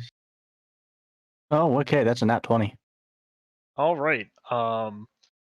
So As you sort of approach him, looking towards him, you realize that he is not breathing. He's just slumped over, not moving, and you even notice some blood on the white tablecloth by his left arm. Oh, that's not good. Jensen, go get help. Go get people now. Who? Go get from the bar car. Get like everyone from there. Just get everyone. All right, bro. I want everyone here. I'll go get everyone. Yes, get help. All right, so Jensen, you burst into the bar cart. Oh, there's a dead guy in there. The Professor Plum is dead. I run. I run into the next one too to get Ezra. Ezra, there's a dead guy. Fine. Casper looks at the rest of the group and is like, "Wasn't me." I'm gonna follow them back in. Boggy, were you in the toilet? Shep will head into the next car. All right, as Jensen goes yelling through the cars. Yeah, on the bar car you see Jack, the Colonel, as well as leading Ezra. I think was the only other person that was still in there. It is at this point I realized I probably should have been paying attention. I'm in Kethra, who is in the bar car still, I believe. And then, yeah, Ezra and Peabody and Boggy and the coach. And do you run into the sleeper car? No, I just went to the coach and yelled at all of them and into the bar car, and that was it. And I went back. All right. All while eating sushi the whole time. So you head back. And yeah, Peabody comes with you guys as well as Jack and the Colonel. Everyone is all those people are now in the dining car with the dead count. Absent still are Scarlet and Violet. But it All right, stand aside now. Probably wasn't Scarlet because I was with Scarlet like the whole time. Boggy stands uncomfortably close to Shep. Scarlet left you like after. Yeah. Oh, for real? Scarlet was into the other. That's so funny. I thought I was just chilling there the whole time. No. I need to pay more attention. Jesus. But no, hold on. Scarlet went in the front, and then only people who went back before any of us was just this kid and his dad and his wannabe stepmom. Can Boggy start looking over the body? But Yeah, we'll push Boggy aside and be like, "I'm a doctor. Back up." So Boggy's looking over Shep's shoulder then, but really like almost breathing in Shep's ear close. All right. What are you trying to ascertain from this investigation? Are you trying to determine like cause of death? Are you just trying to pick up any clues? Are you like what are you specifically sort of looking for? Are you asking me? Both of you, both Shep and Boggy. Since you guys I was gonna ask, since I got a nat 20 on it, would I see like any wounds or like stab slits, anything like that? Yes. So for you, Drogar, yeah, you do see. I mean, you like know for certain that this man is dead. You see the blood on the tablecloth next to like a bloody what did I say? Did I say what it was already? No. Okay, bloody fork sitting by his right hand. Fork. Work did it. He could have caught this train, dude. plot twist, it was me the whole time. But are you going to move the body at all, or is he still just sort of slumped forward? I mean, I haven't moved it yet. Okay. So Boggy's that's all just you can looking, sort of see at the moment. Boggy's just looking medically for cause of death. All right. I'm But he's not- I'm gonna look for cause of death too, but first, Shep is going to like dramatically look over the whole body and take his time, and then stand up and go, "This man is dead." Boggy's not touching the body. He's letting Shep do it, but he's just kind of like holding his hands behind his back, watching over Okay. Shep's shoulder. Y'all Roll. know he's dead. He's laying there, all types of blood coming out. Catherine's kind of like looking. Now that I Looking have over declared Boggy's it shoulder as a and she's looking doctor, over Shep. he is officially dead. Okay. I call time of death at. Time did we leave? Time is it? PM. You see a clock up on one of the walls of this car. It is currently 1:30 p.m. 5:20. I always know the time. I'm a clockwork source. Well, according to that clock, it's 1:30 p.m. Perhaps we have changed Times. times. Yeah, you're right. Yeah. Right. Yeah. Catherine will kinda we can looking do over investigating. Yes. So make an investigation or medicine check, which we prefer. Laying there looking like a newborn fucking baby guy.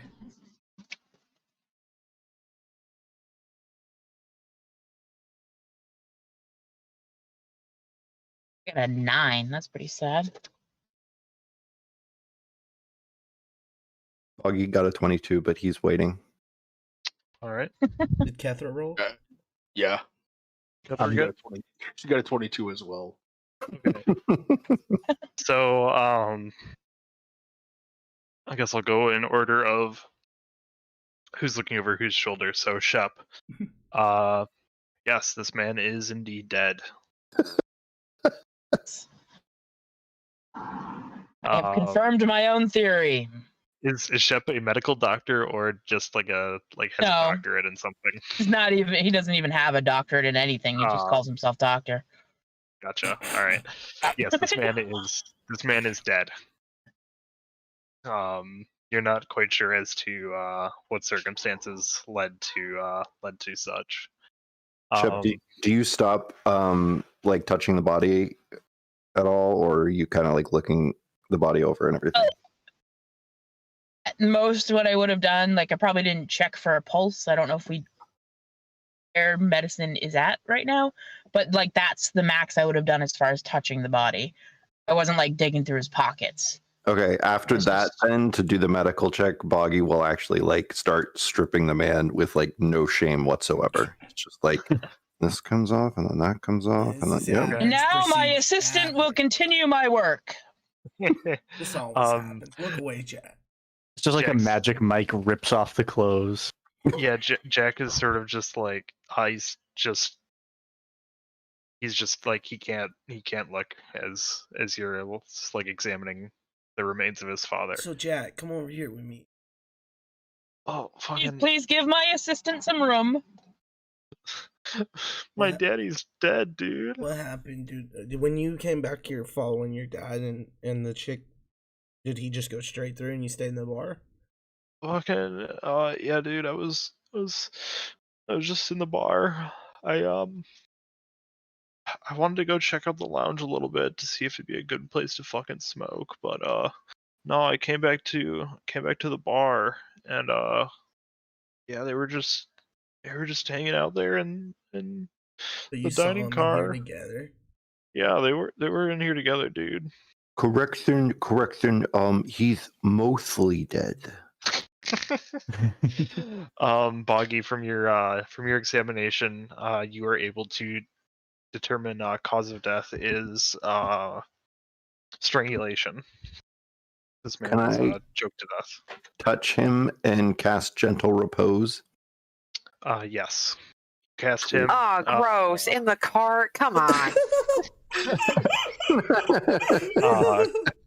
You consecrate the remains, preventing any decay. So if you can, get him to somebody, we could raise him within 10 days. I'm sure that can be afforded. Oh, and he was definitely strangled. He looks over. Do you make Yes, eye contact? that was- So then why was there also a bloody fork there?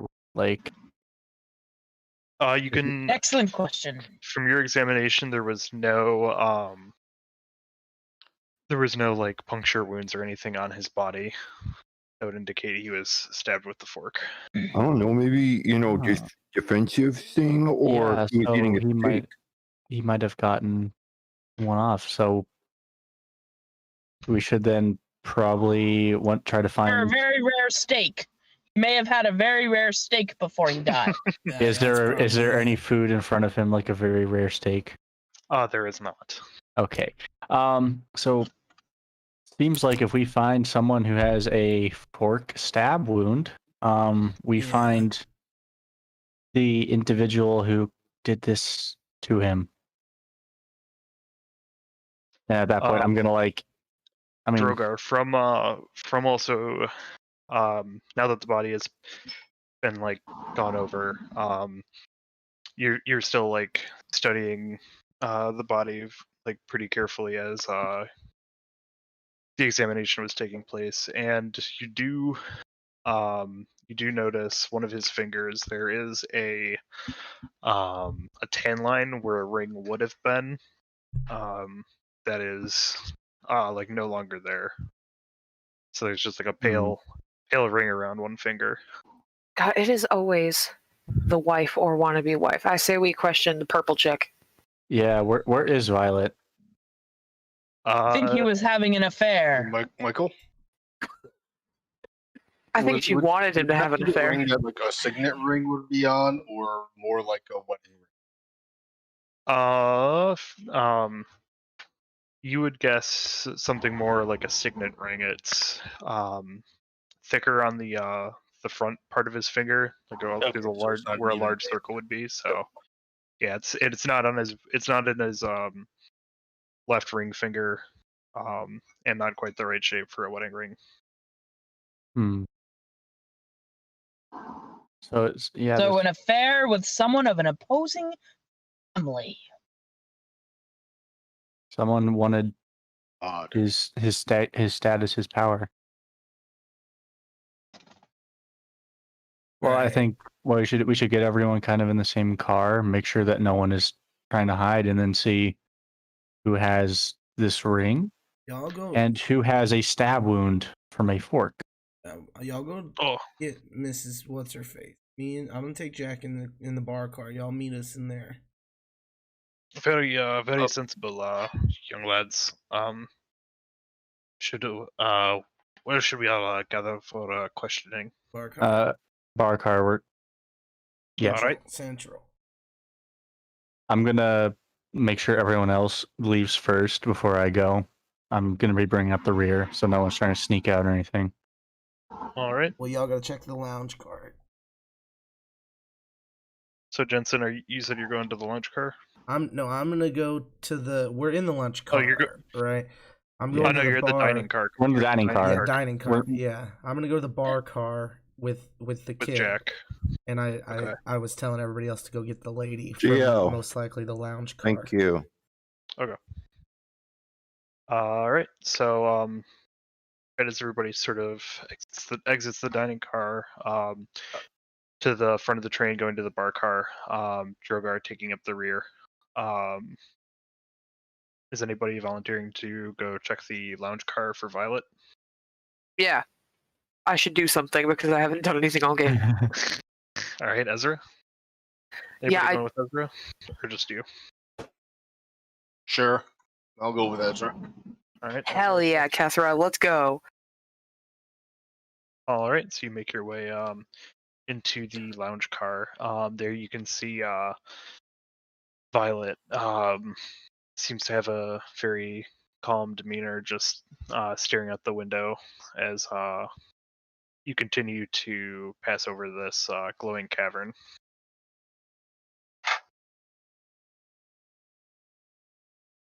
Oh, Hey there. hello. I have a problem. Problem, you say? Oh, is that lizard smoking again? No. It appears somebody has killed the count. Killed? Are you quite sure? Well, I mean, looked pretty much like somebody choked him. My stars! I feel. And she faints. Insight. Never mind. She fainted. We're good. Oh no, I'm still inciting. Oh yeah, Alright. then yeah, I will too. Roll insight then. I'm actually good at insight. And a 5. My webpage is loading. All right, insight is a +6. What's an 18 + 6? 24. 24. All right. Cathra, yeah, she straight up faints. Like, it's just the single most genuine faint you've seen. Elves. Ezra, on the other hand, like, she fainted for realsies, but you do get like a weird hint from her voice that it's not quite the shock of hearing that the colonel is dead. Interesting. She's not surprised that he's dead, is what I gather. The colonel. Well, she may still be surprised, but you don't think that's the reason why she fainted.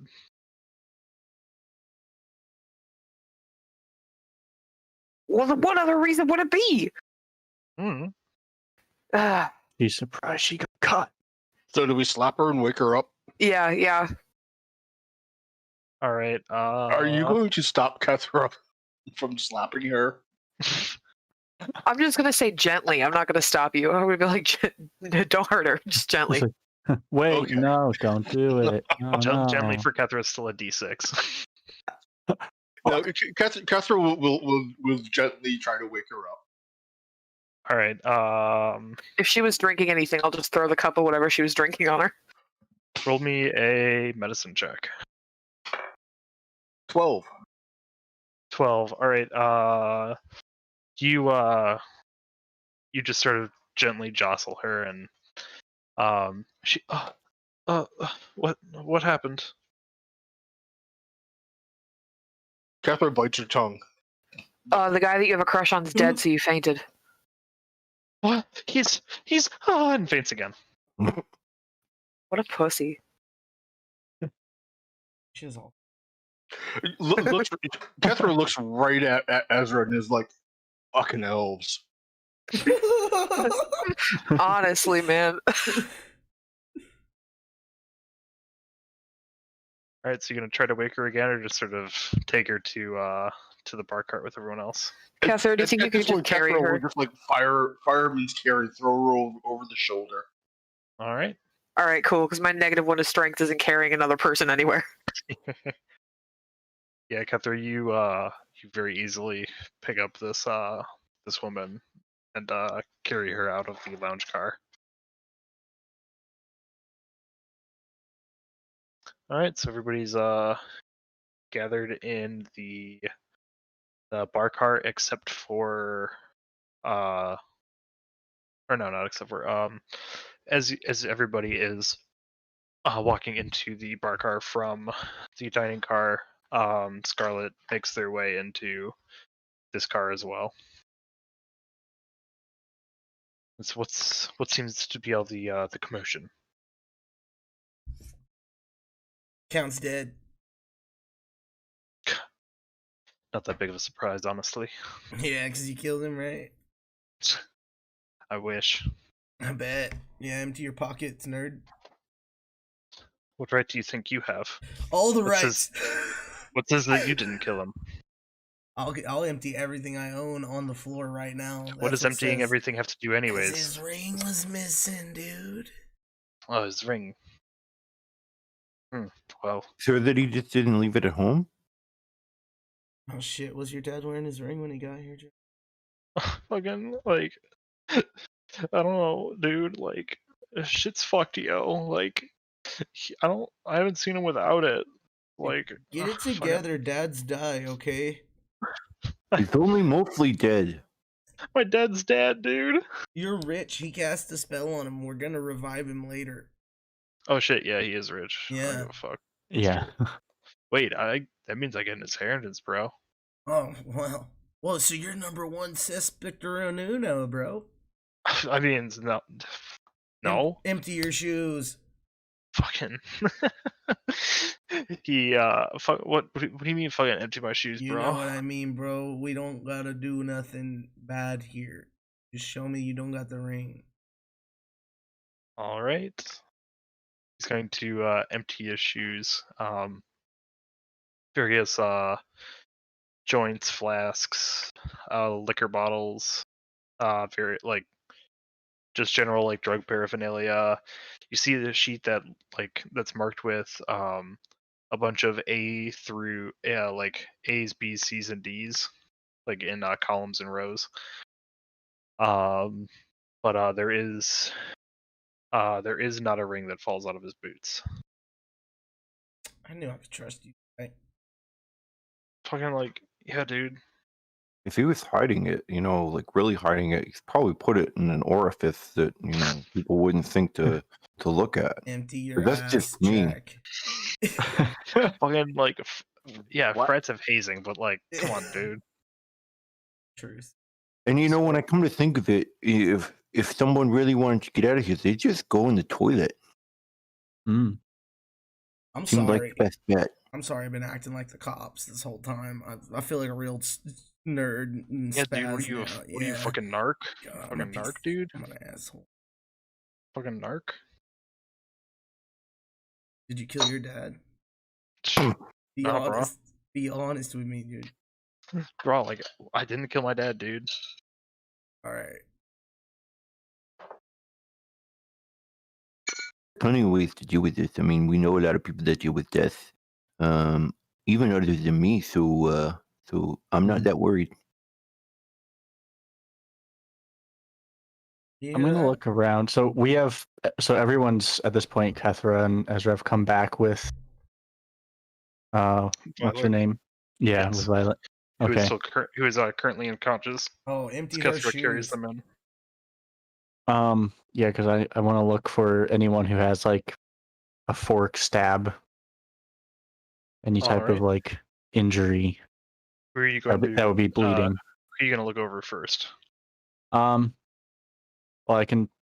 I'll start with. Well, anyone have good perception? We could probably start. Yes. Start with Violet. Let's start with Violet because she's unconscious. Just Catherine will kind of like set her down and, in the process, make it very easy to see with her hands. All right, so go ahead and roll investigation.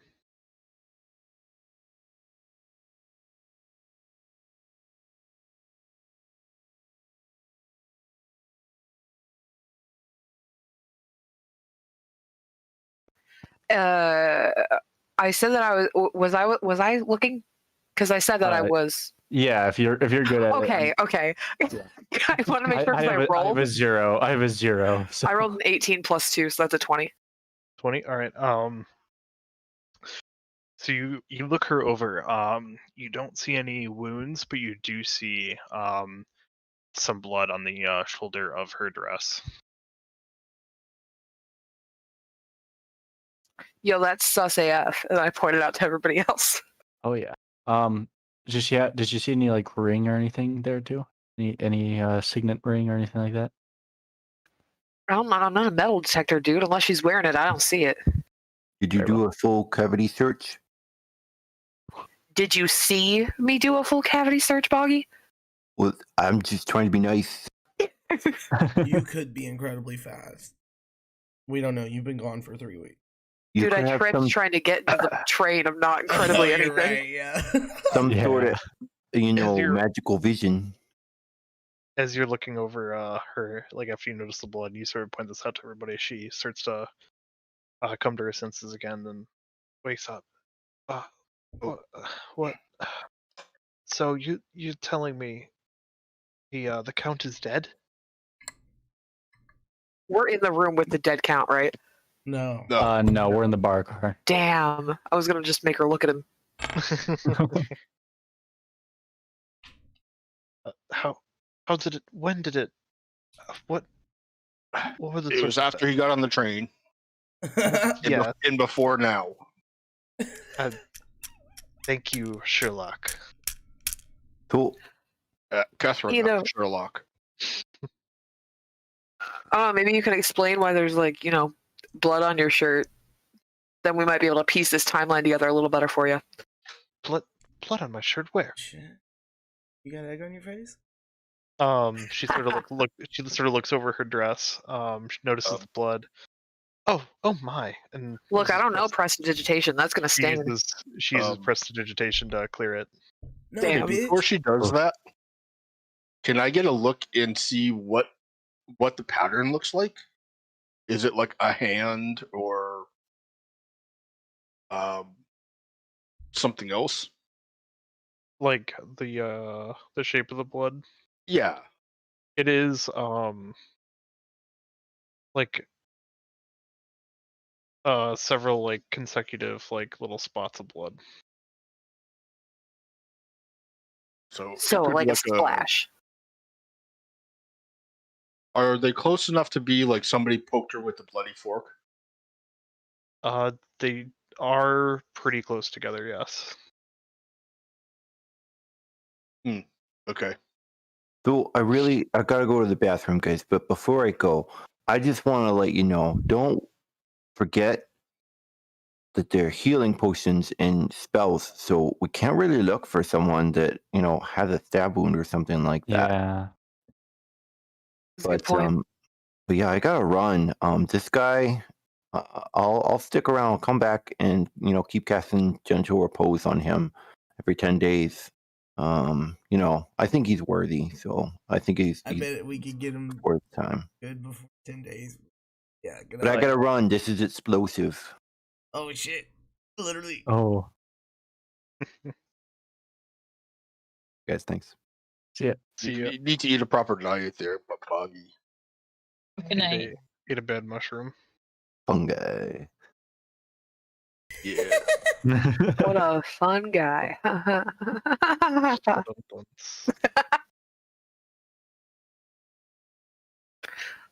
He makes a good point about the healing potions, but I mean, unless somebody can mend clothing, there could still be fork marks in the clothes. So Yeah, I mean, plus unless like the blood was planted, but I mean, at this point, like when they're doing the close investigations, since I'm not any good at that, I've like stood back up and I'm just kind of looking over the train, making sure no one's like trying to sneak out of the car or anything like that. we also don't have a beat on So a Scarlet. simple mending spell would fix clothing. No, Scarlet did come in after Jensen like went through yelling about there being a body. Like after everybody else like came into the car, they strolled up from the front.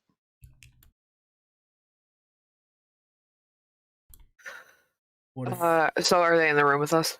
Yes, they are there. Why are you going to West Nowhere? Why are you even here? Well, I guess seeing as the Count is dead.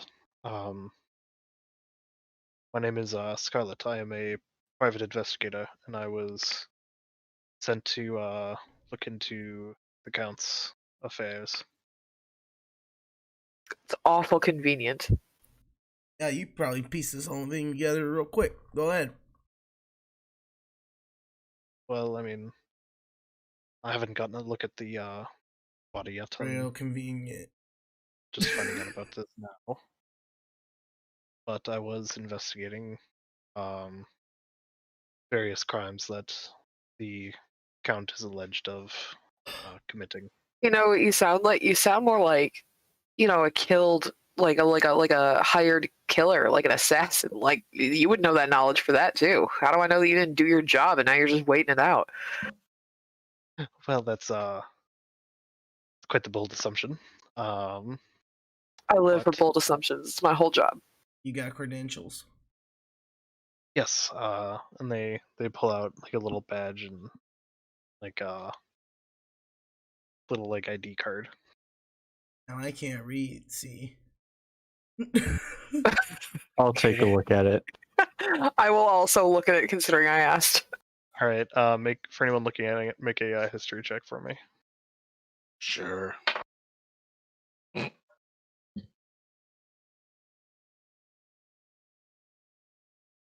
7. 13. Yeah, Catherine got a 23. All right, Kethra, you're the only one familiar with the seal that you see on the badge. You do recognize it from the police department in Thunderdome, Huh. and it looks to your eye pretty legit. All right, I think it's the purple chick. Well, I mean, seems to Looks be that legit. most people here have a strong motive to get rid of the Count. Name one person besides you with motive to kill this guy. Really? You need me to list them off? Well, the son, it wasn't Jack, but he's got pretty good motive. His motive is that he hates his dad. Which one of us don't hate our dads? Right. Yeah. So I was with the Colonel E? the entire time. Yeah, and then yeah, that's true. She was gone, and then Jack. It's only 3 suspects. Have we been tracking on Professor Peabody? Conductor. Well, I was studying mushrooms with Buggy in the He never left the car. Yeah. yes, I never left. all right. So that's 4 people then, including the conductor. Well, if you'd let me finish explaining the motives, Scarlet interjects. Everybody here had quite the strong motive to get rid of the Count. The son, obviously, he's accrued quite the debts with going to school for 8 years and failing all of those classes. The tuition really racks up, and his life of partying and excess and extravagance knows no bounds. So he's dug himself quite the financial pit. Violet over there. It is. But his dad didn't cut him off yet. Yeah, he's still got that money. Like, there's no point for him to kill him if he still has money. And he's not failing right now. Look, here's his report card. Well, if you can let me finish. Violet over there was trying to weasel her way into bed with the Count and trying to get him to change his will to exclude Jack from it. So she would be the sole inheritor of the Count's estate, therefore getting rid of all of Jack's money in the process. So he might have committed patricide before the will could be changed, or Violet could have already changed the will and gotten rid of the Count to secure the inheritance for herself. Sure. Colonel, I know you don't have a very solid relation with the Count, do you? What? No, but nothing that I would kill him over. Well, you see the Colonel over here. He, when he was active military, he fought against many wars. The opposing side being funded by mercenaries, paid for by the Count, and had lost many a man, even his own brother to the Count's mercenary armies. And Okay, revenge. And lest we forget little Professor Peabody, who Wait, who is talking right now? sorry, I like keep wavering for the accent. Scarlett's still talking. Scarlett's talking? Okay, Yeah, okay. Scarlett's explaining the motives of everybody. And Professor Peabody, you were the one always at the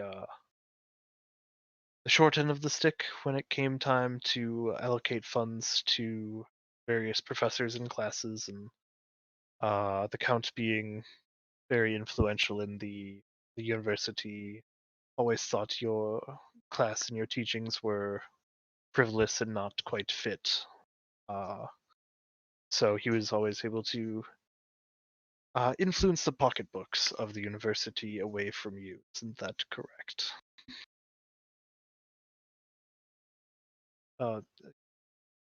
Yes, but it would be nothing I'd kill him over. Surely, just a bit of coin. Yeah, he wouldn't necessarily get money for killing him because of that, though. Like, that would just be killing him because he's mildly inconvenienced. You say that like that's not a reason to kill somebody. Cathra, we're talking about normal people. Oh, okay. Yeah, sorry. Right. Normal people that actually have to stick to the laws, which apparently we don't have to because we do things for money. So, you know, the real people here.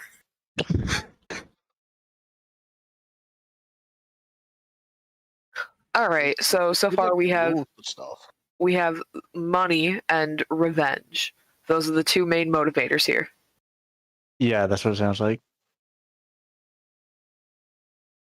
As everyone's listening to Scarlett basically explain everybody's motives, it's if anybody's looking at Violet, you see her like eyes widen with realization. Wait, Scarlett, I know you. You are familiar. Your family worked for the Count, didn't they? Yes, they did. Part of the reason why I'm investigating him. Ah, so it seems that you would also have motive. Isn't that correct? No, I'm not. I'm not looking for revenge. I'm looking for justice. Killing him would serve no purpose. I want to see him tried for his crimes, not killed over them necessarily. Catherine's giving Scarlett a really funny look. Yeah, you immediately left yourself out, though. I have a semi-unrelated but very related question. Who's in control of the unseen servants? That is a good question. Yeah. Hey, unseen servant. Yes. Can they talk? You're asking. Yeah. Yes. Yeah. Who's in control of you?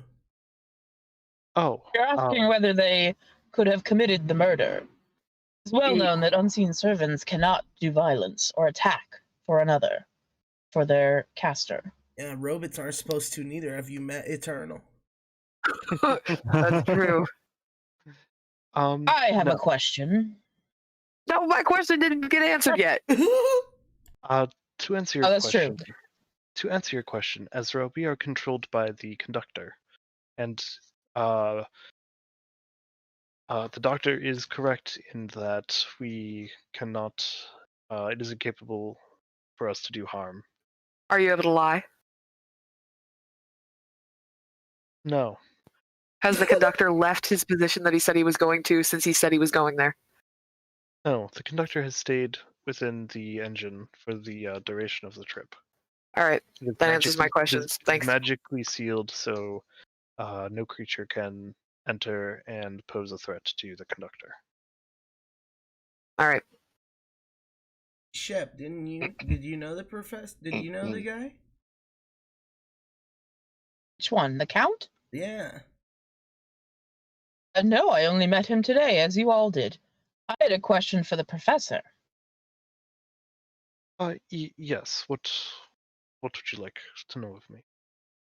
There were questions posed to you earlier about the funds for classes and such. Yes. What sort of funds does your university provide for, say, research? Well, Some depending things. on the grant, they are more than willing to fund most small projects, but the larger research endeavors definitely can get up there in coin and are only allocated after a presentation and approval process. Oh, you hate presentations. All right, carry on with the investigation, folks. Well, you gotta go talk to the conductor. Why do we have to talk to the conductor? You know, check his vibes. You know. Leave no stone unturned. All right. You wanna go with me? Yeah. Hey, somebody keep an eye on Jack. He's not in a good place right now.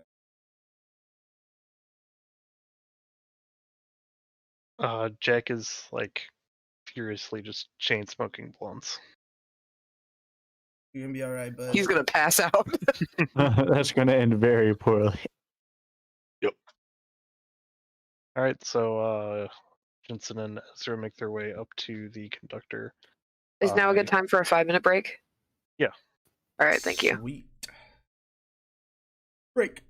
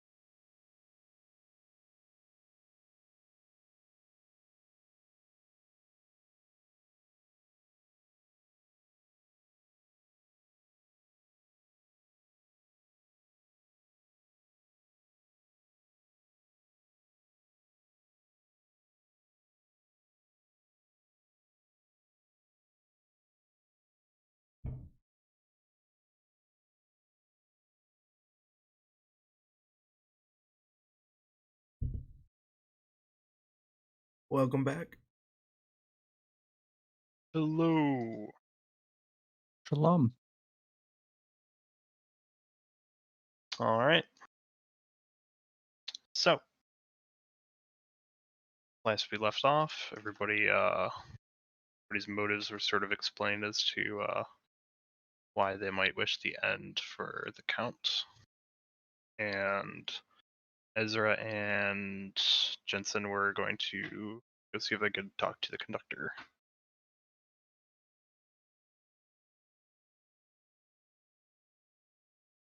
So as you make your way up past the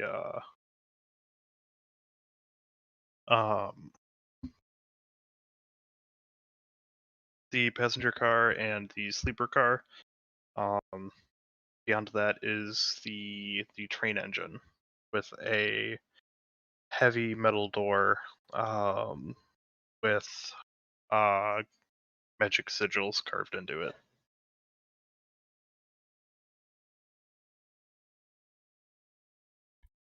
Back. I just realized that my microphone was probably not on. I was going to say that I just start yelling. I'm like, dude, there's been a murder. It's important. Knock on the door. There is no response from the door from the other side. All right. Ezra, point out the magical traps to me, and then I will try to get rid of them.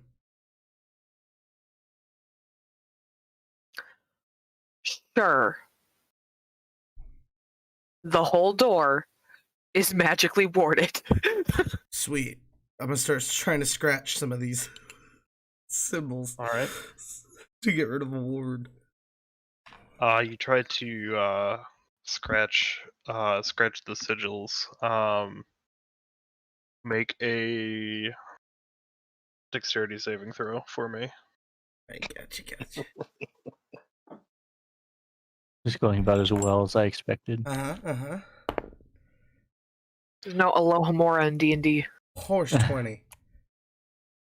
All right. You dodge out a blast of force that shoots off from these sigils as you try to tamper with them. You think they would, since you're standing in between two of the train cars, you think that it would knock you with enough force to knock you off of this train.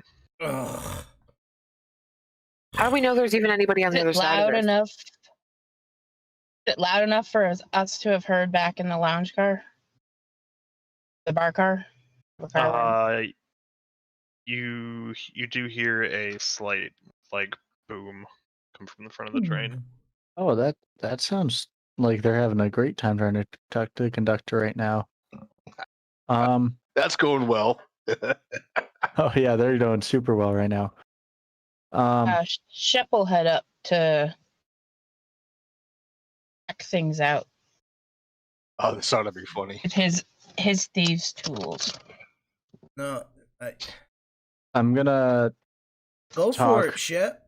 I want to see if these unseen servants, like, if they're able to see, because if this happened in the dining car, or presumably there's another one of these, they might be able to see something that would have happened, like living security cameras, almost. Roll an Arcana check for me, Drogar.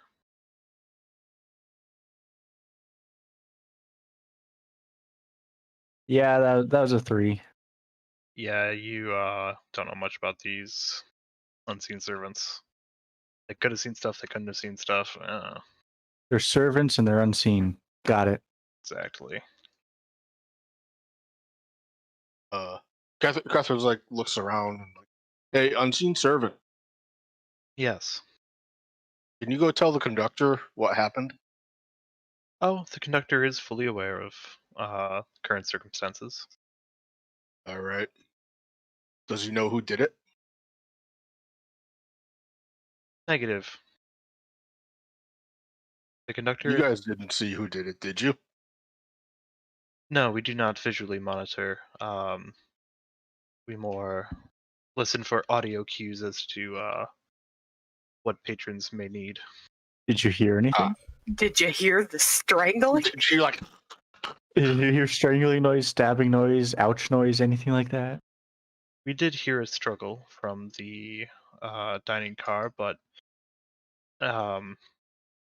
nothing that triggered our specific receptors for anything anyone might need. So it went largely unnoticed. Listen, I've played Detroit Become Human. When people say that Unseen Servant can't do violence, I'm not so sure. That seems like a great feature. You can just hear someone being literally murdered, but because they're not asking for anything specific, you just ignore them. That's a great feature. Yeah, I don't think anybody's going to say, help, I need to not be murdered. Flaw. Unseen Servant, if you hear me being murdered, consider it a request for, a hammer. Note taken. Thank you. For a hammer. Bonk. Oh, and for the record, Ezra, I've heard plenty of people say, no, help, and it doesn't really work. Mm.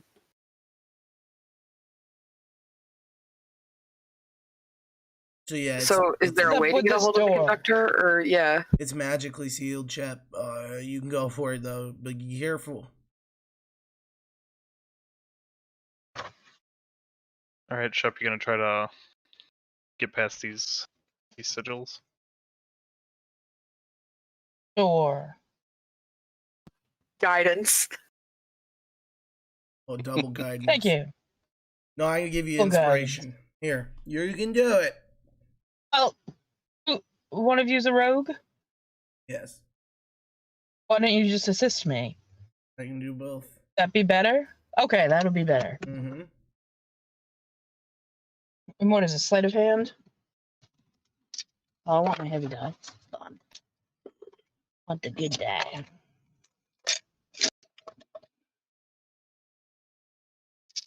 Still guided though. Okay.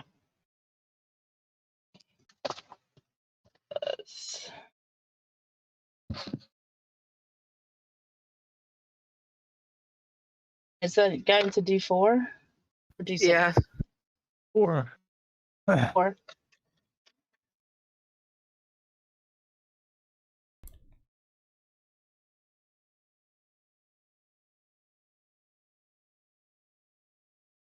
Seven. 7.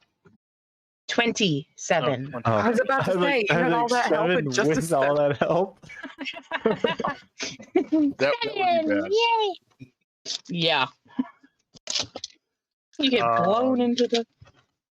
well, you get run over by a train. Well, you don't trigger any of the magic sigils.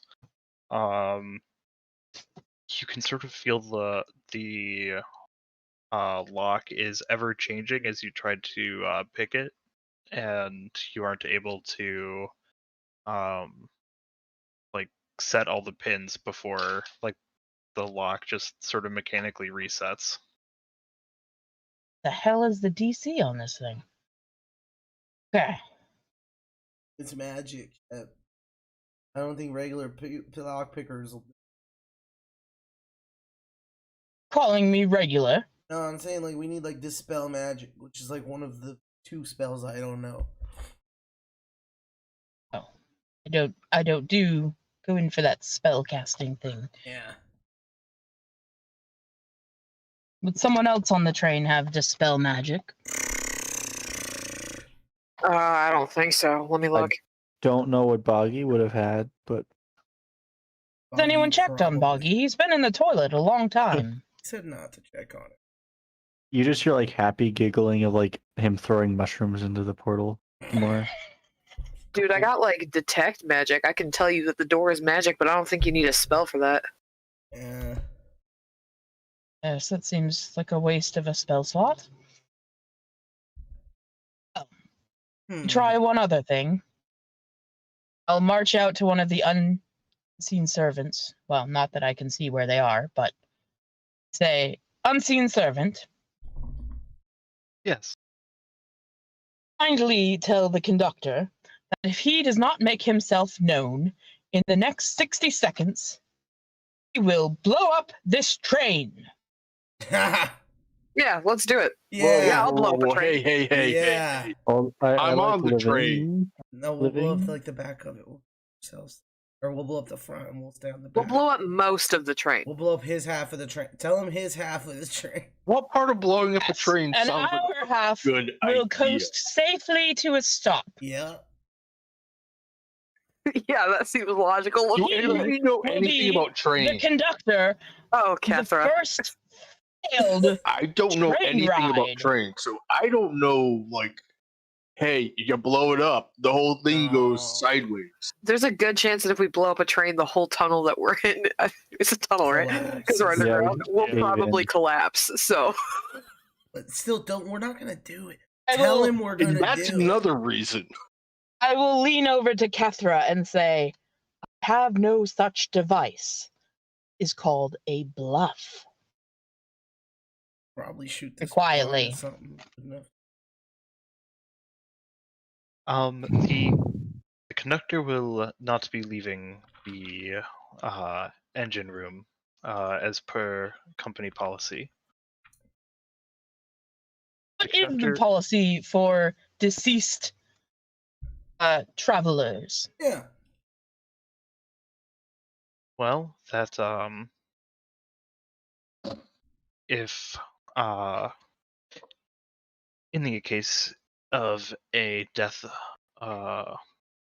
during transit between Arrowknee and West Nowhere, if there is not a citizen's arrest or a consensus as to who has committed said crime, upon arrival at the destination, the local authorities will be notified and everybody will be taken in for questioning, regardless of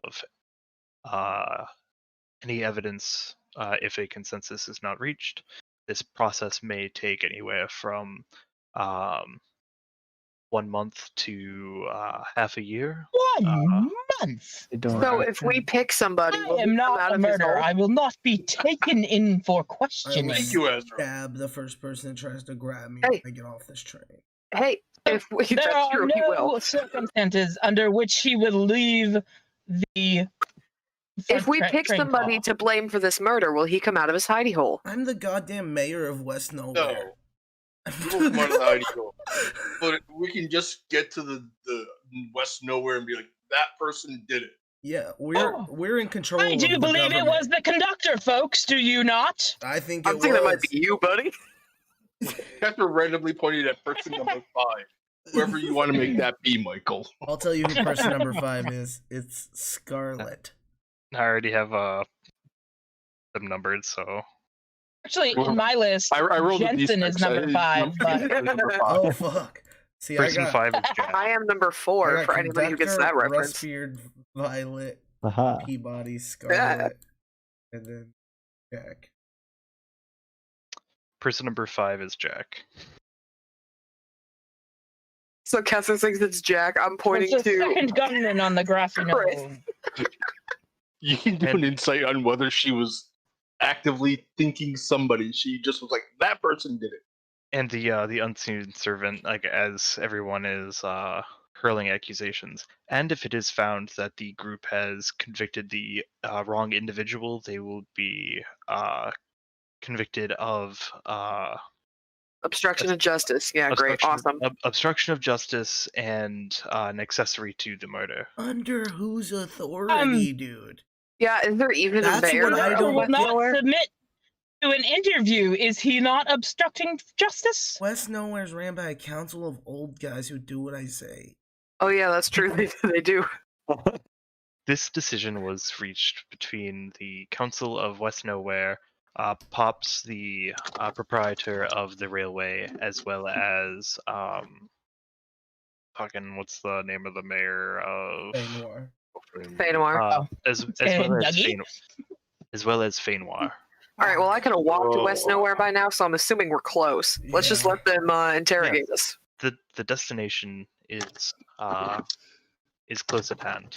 So if you do wish to come to a vote as to Let's think tank it real above board. Jensen, you might have to talk to a cop again, unfortunately. Yeah, I know. Let's above the table think tank this real quick on who we want to accuse. Jacques is here.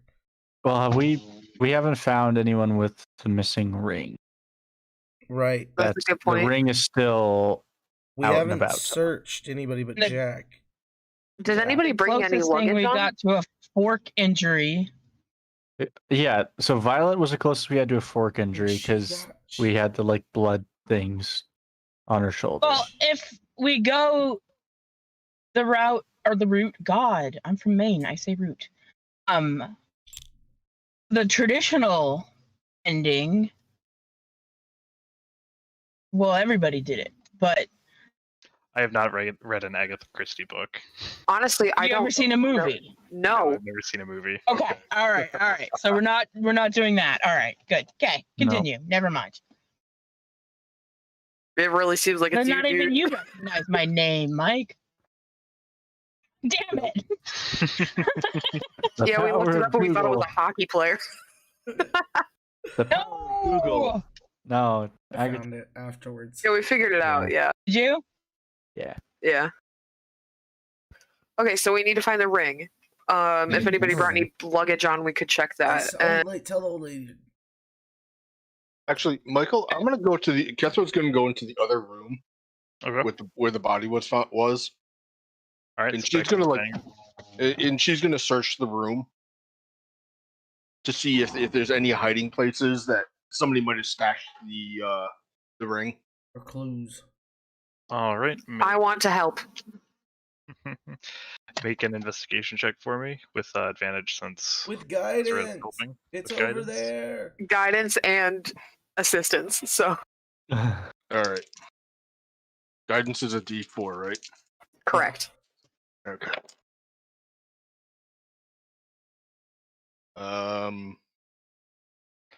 That investigation is a 23. 23. So, upon basically turning this car completely over, looking for any sort of hiding spots or anything, or places that somebody could stash this ring, you turn up empty in your search. Like you are convinced that there is nowhere in this car that like you have not looked at. I'm thinking it might still be on a person then, huh, Catherine? Yeah. Yeah. Is the luggage kept in on the train? Hey, besides, a carry-on. Go check the next car too, guys. That's where the old lady was. Let's do it. Beyond the dining car is the lounge car, and the final car in the train is baggage. Let's go there. The final car, the one that I hopped onto, is that the one I was also chilling in for a long time? No, you hopped onto that one and you made your way into the passenger car. Oh, okay. So it was Ezra. I was with you.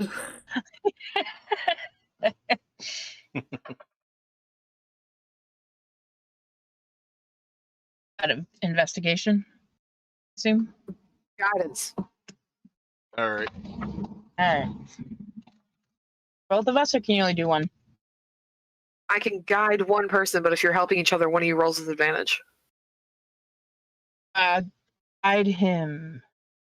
So I did really well.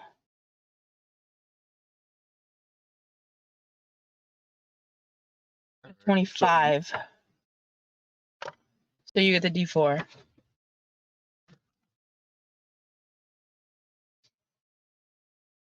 He doesn't roll if you roll with advantage. You're all good. Yeah. Okay, well, let's see if I get a natural 20 then, and then I'll add the 4.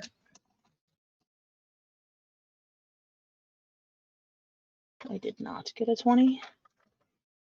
A little shocks. I say 25? 28. All right, with the 28, do another like very thorough combing through of this lounge car. We're you doing the know- baggage car. Oh, you're doing the baggage car. Sorry. Oh, Yeah.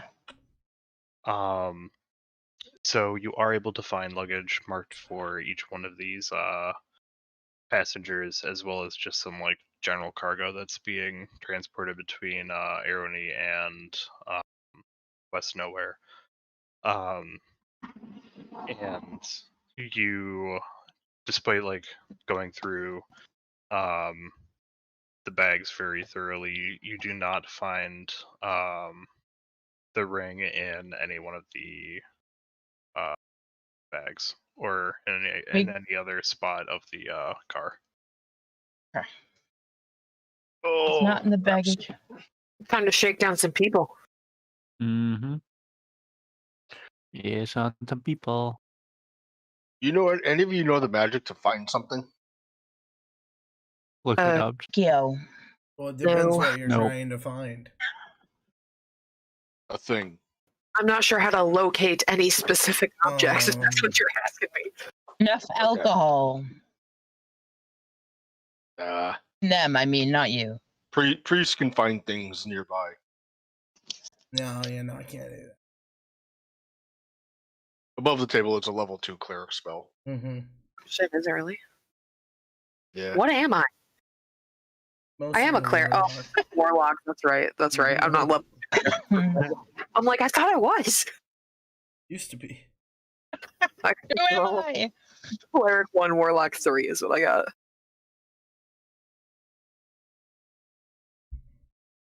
Yeah. Well, How are we that gonna would've been do nice. this? That would have been nice, huh? God. Anyone ever worked for the TSA? Mm-mm. No, but I can feel up anybody as good as the next guy. I mean, let's go for it. I say that we each take somebody that we're comfortable with. The one that was talking to the general, go get him. Benson, go talk to Jerkoff. And I'll get Scarlet, I guess. And then somebody else pick up the Violet lady. Check her stuff. Kethra, Mm-hmm. you're most comfortable. I think Shep can help you, though, in the talking man. I can do some muscle stuff too. No, you're going to keep your clothes on. Yeah, We're going to talk to the others. All right, Jack, come here, man. Dude, don't make this weird, Jack. Fucking, what do you mean make it weird, Let me bro? let me feel your pockets, dude. Fucking, what are you, are you a cop? You gotta fucking tell me if No, you're a it's cop, dude. these It's the guys. law. These guys are like. Did you hear what the thing said about if we don't figure out who did it? Yeah, dude, fucking, I don't want That's to go the to fucking cops, jail. bro. Yeah, exactly. So let me feel your fucking pocket. And like, bro, I didn't fucking do it. Like, why'd I kill my dad? Let me feel your pocket. Fine, bro, but only since you're fucking cool and you fucking smoke me out. I appreciate. I'll give you more weed, dude. I got so much. All right. All right, roll an investigation check for me. I don't want to feel you up, dude. I want you to tell me right now if you fucking did it and don't lie to me. I want to roll persuasion. All right. Oh, what was that? 26? I have a +9 to be fair. Bro, I didn't do it, dude. Like, I fucking swear. Like, sure, me and my dad fucking didn't always see eye to eye, but like, my dad, dude, I fucking love him. Alright, I said it. I believe. Not gonna pockets. You might want to feel them. There's a little joint in one of them now. Oh shit, dude. Fucking sick. That's me.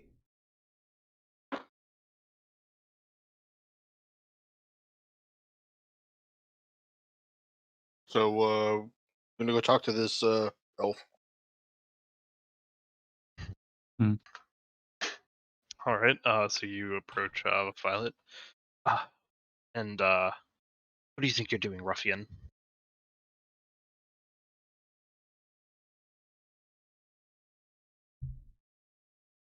She looks to see, like, did the others go with, or Shep go with her?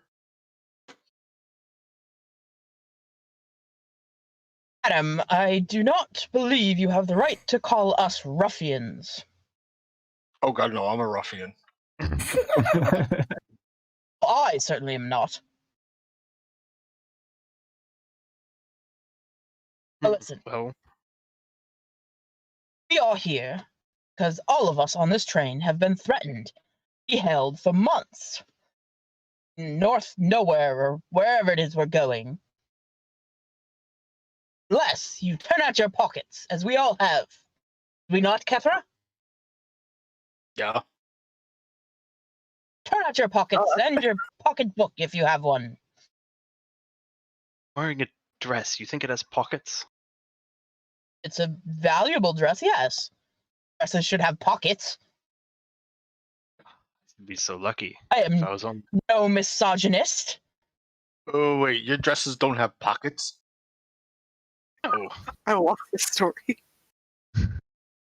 why would I? Perhaps you should be a ruffian, ma'am. Then you would have dresses with pockets. I have servants to carry my things for me. I don't need pockets for that. Well, where are they? Turn out their pockets. They are waiting my arrival. I did not want to pay tickets for them. God, no.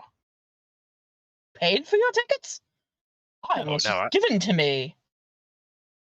Well, you had some sort of arrangement with Pops. We, however, did not. We paid our way. Never actually met the man, but They did He's not come. interesting. They did not come cheap. I will tell you that much. That's the reason I don't have to steal an expensive ring, eh? what about your gloves? Could you remove them, please? If I must, she slips off the gloves. Can I get a perception check?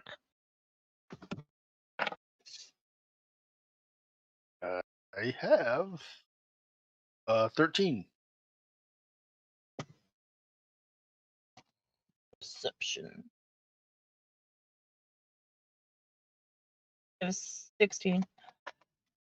16. Okay. Step with it. 16. You do notice as she slips her gloves off. There's like a brief flash of gold. As she uses sort of like sleight of hand to tuck something away. Into the glove or like somewhere else? Into the glove. Like as she's taking off the glove, something you see like a gold flash and go into the glove. I will say, ma'am, you've been very accommodating. Thank you. And I'll reach down and take her hands as if to like shake them and rip her gloves out of her hands. Okay, make a sleight of hand check. Okay. Have something for that. Oh, no, it's just a bonus action. It's not really helpful in this case. Kind of. It means 24. It means you can do it very fast. So. Ooh, okay. So 24, and it's super fast. Yes, you are. You are definitely able to snatch the gloves away from her. And I will figure out what that gold thing is. All right. Inside the glove, you do find a gold signet ring. Ha! What is this? Well, it's my signet ring, of course. I come from a noble family. It's of course it's my signet ring. Yes.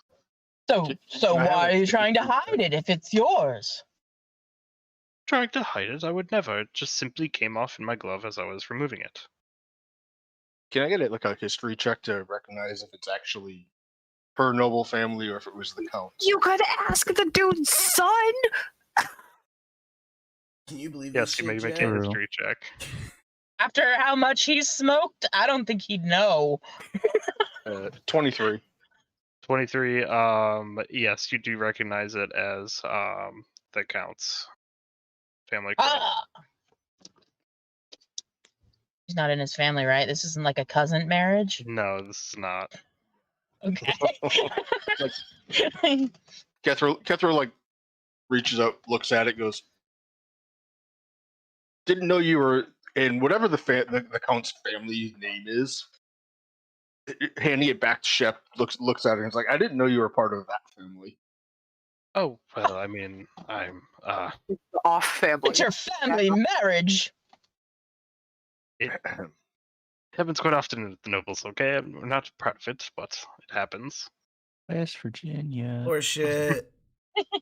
Bring that ring over here. I think we had better share this information with the others. What do you think, Kethra? I think that there's a whole lot of unpleasant questions in her future. What? Unhand me. What makes you think that I would kill my beloved Count? Oh, maybe he wouldn't change the will, Will, what do you? He... What are you talking about, Will? I loved him for who he was, not for his monetary value. I'll go with an insight on that one. All right.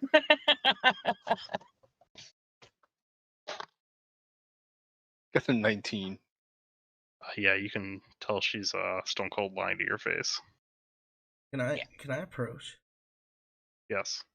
Excuse me, lady.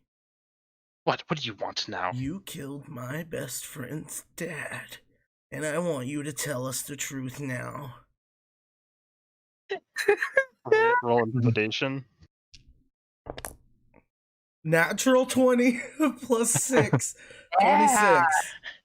She bursts out in tears. Fine, I did it. That's what I thought. Was he eating a steak at the time? I must know. Even if you do it with that roll. No, he was not eating a steak. Where'd the fork come from, Linda? It's just a table that had a fork on it. Can she make an intelligence saving throw, please? She rolled a nat 1. She takes 7 damage. Psychic damage. She like recoils in pain from the psychic damage. Did that have any kind of components? It did. It was verbal and somatic. I kind of flicked my wrist and said a little cowabunga under my breath. Kethra gives you a death glare. I'll touch her shoulder and heal 4 of those 7 hit points and be like, sorry.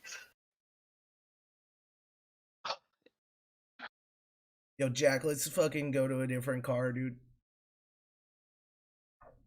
Unseen servant? Yes. Need 2 fingers of scotch. And I would like you to know, and the conductor, of course, that I believe we are making a citizen's arrest. Hell yeah. All right. Let us take a vote. Who are you accusing of the murder of? Purple lady. Karen. All right. That is Shep voting for Lady Violet. Drogar, your vote. Yeah, Lady Violet. Ezra. I really want to say Shep, but I'm going to go with Lady Violet. Jensen. That purple bitch did it in the lunch car with her hands. Kethra. Seems awful weak to strangle a guy, but let's do it anyways. Well, she did just confess, so Yeah. I don't know that the vote is necessarily useful. But she did confess. I imagine it's company policy. Yes. Very well. Right, and the unseen servant asks, Rustbeard, Peabody, and Scarlet, and they vote unanimously for Lady Violet. Go bang on the bathroom door for Boggy. Oh yes, and Boggy, the one in the bog. Oh yeah, guys. I think it was the purple lady too.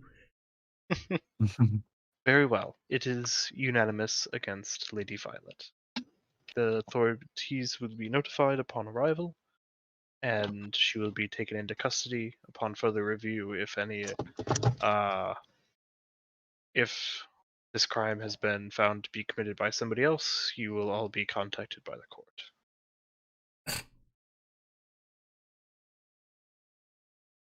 The final for the train ride, however,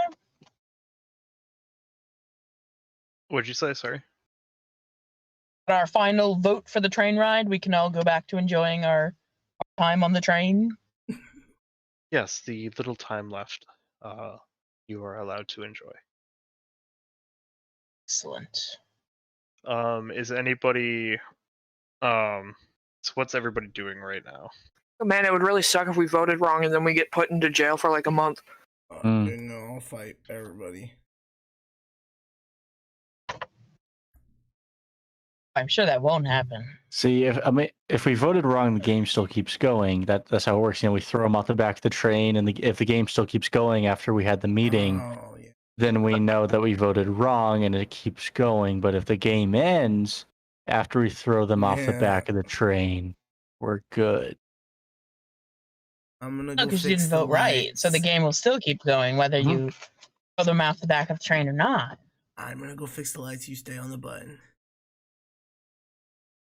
Oh, the lights went out?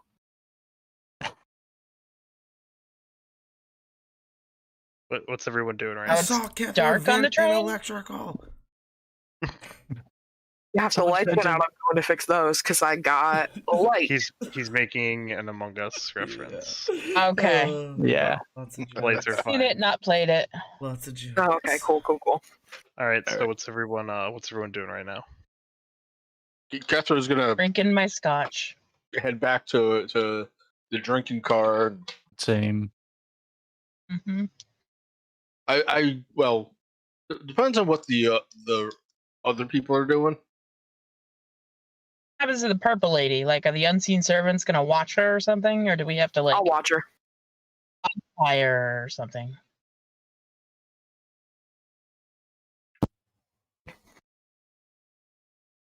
We will notify the authorities when we arrive at the train station. Right, but what's to stop her from wandering around and killing someone else? Is my question here. The fact that we all know she's a murderer. I mean, I could. And So we we are should not. still armed. I could stop her. I tried to, and everybody gave me mean looks and healed her. I'll watch Yeah, I her. was quite surprised that. Okay, all right, that's fine. I have 50 feet of rope on me. We can just tie her up and put her somewhere. Fine too. And, at mention of the rope, Lady Violet sprints towards the door of the train car. Let's do it, boys. I'm gonna Eldritch Blast her just cause. All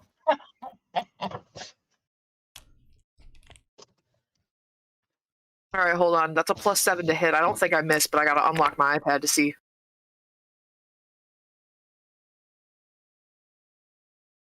Oh my god, it's not working. Okay, let's just roll a d20 then. That would be a 13 + 7. That's a 20 to hit this lady. All right, yes, you indeed hit her. All right, cool. 1d10 + 5 damage. That's 15 damage. Oh, And then 22 for magic missiles. All right. oh, She's just dead. killing old ladies. So she takes the Eldritch Blast, just square in the shoulder. Do you have any invocations that modify Eldritch Blast? What do you mean? Like, there's some of them that like push or pull an enemy.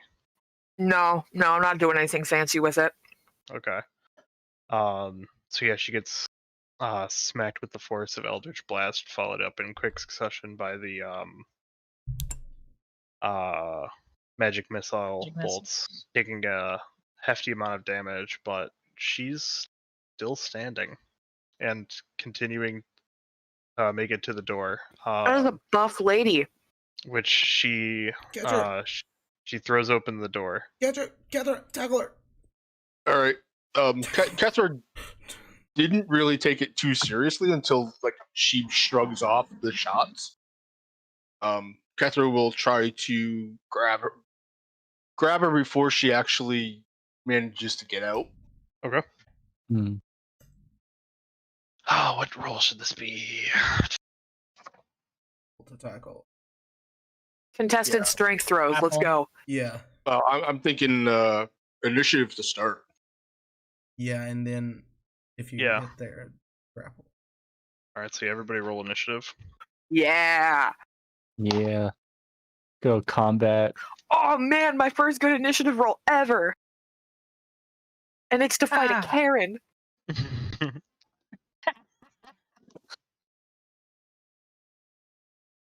It's gonna yell at me for having too long of a nickname. Oh no.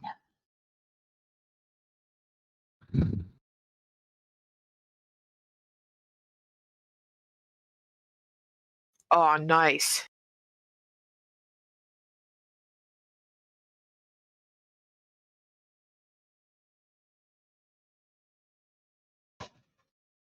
So nice.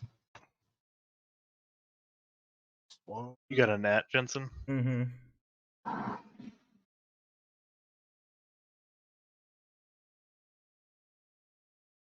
All right, so then you are the first to act, Jensen. How far away is she from me? From you, she's let's say you were probably fairly close since you were sort of interrogating her, but you were more focused on Jack than her, so say 15 feet. Basically, I'm gonna cast this to where it's only on like her square if she's right next to the door, but it is a 20-foot square area. I'm casting Entangle. She needs to make a strength save. Okay.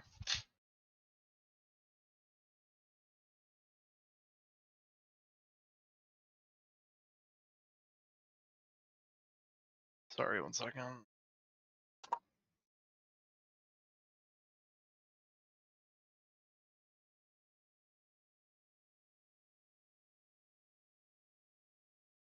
All right.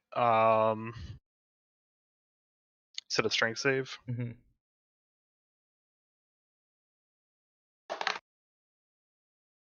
That is an 18. Passes. Difficult terrain. All right. And I will inspire Kethra with my tackle her, Kethra. Get him. That's my turn.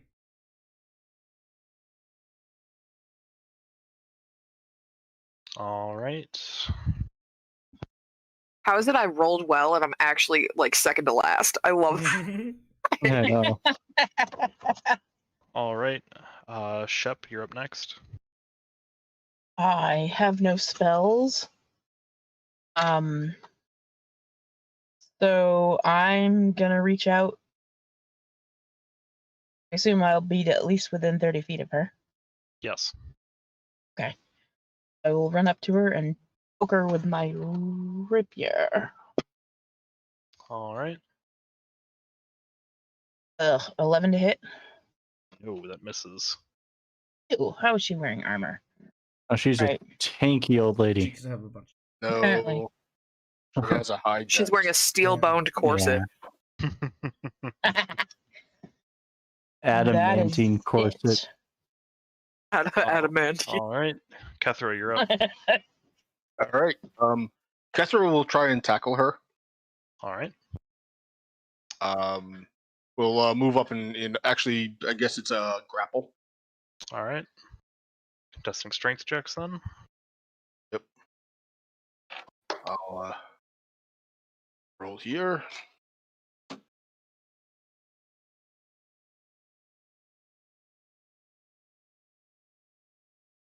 And it's straight strength. Yeah.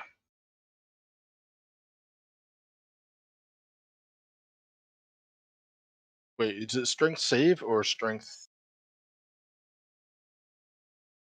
Um. Strength check, strength save. Yeah. Yeah, because one of them you get proficiency on. Let's see. Yeah. I wonder if I get proficiency or.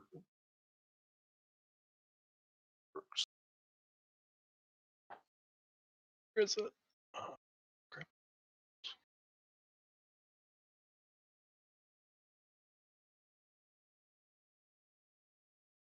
That doesn't help.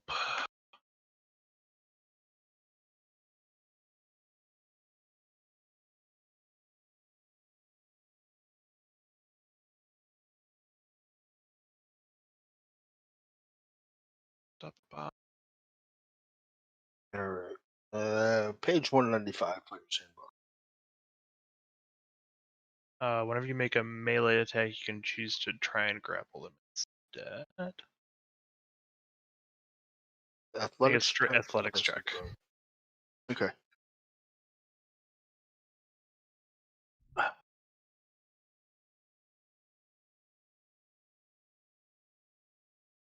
So 26.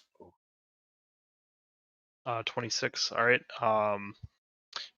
You successfully grapple Lady Violet. Okay. I'm just going to attempt to hold her and prevent her from escaping. All right.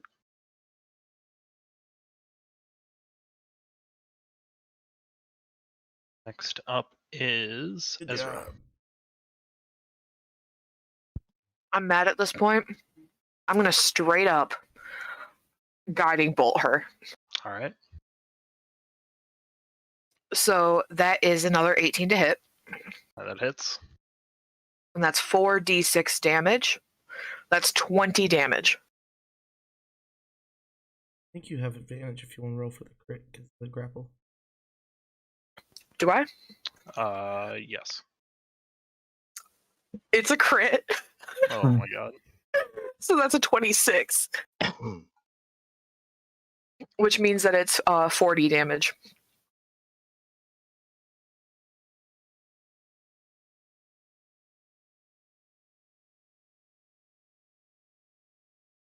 All right. Oh,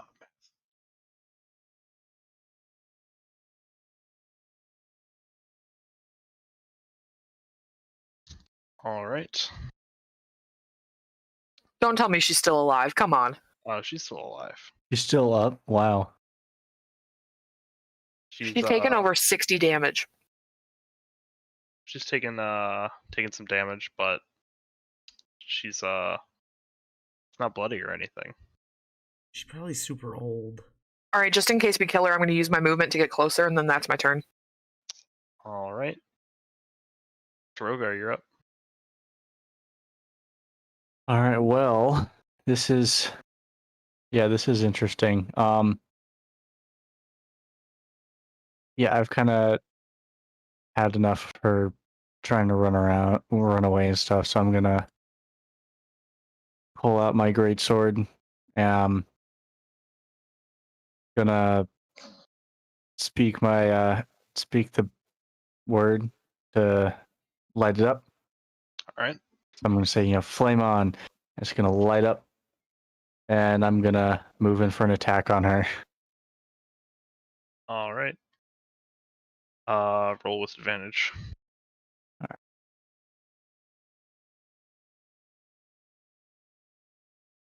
All right. 20. That hits.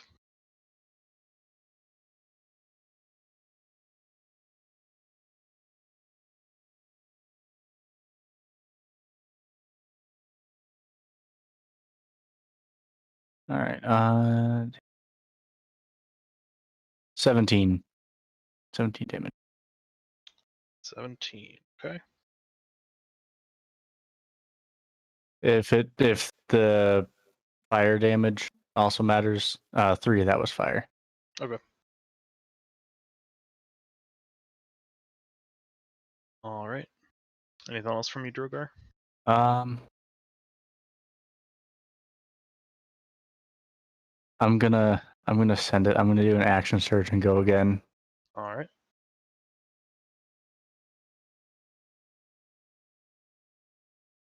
Who would have thought some old lady in a train would be our hardest boss?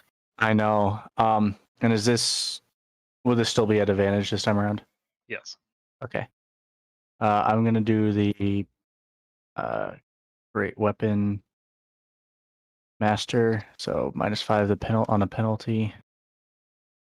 That's then a 21 to hit. Yep, that'll hit.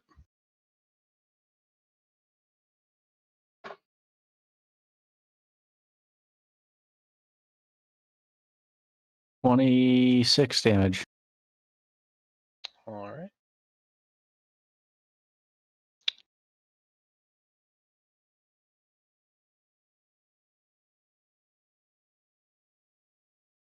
She's actually a lich, and this is like the big boss fight. Yeah, she just refuses to die. All right. It's Yeah, been she's Fidith the whole time. she's not looking so hot. At this point for sure. But she's still alive. Elf lady too angry to die. All right. Now it's her turn. You see, actually see some of her wounds start to close up, What a bitch. and let's see. But she definitely tells us a losing battle being so outnumbered. She is going to cast Gaseous Form on herself. What a bitch. Wow.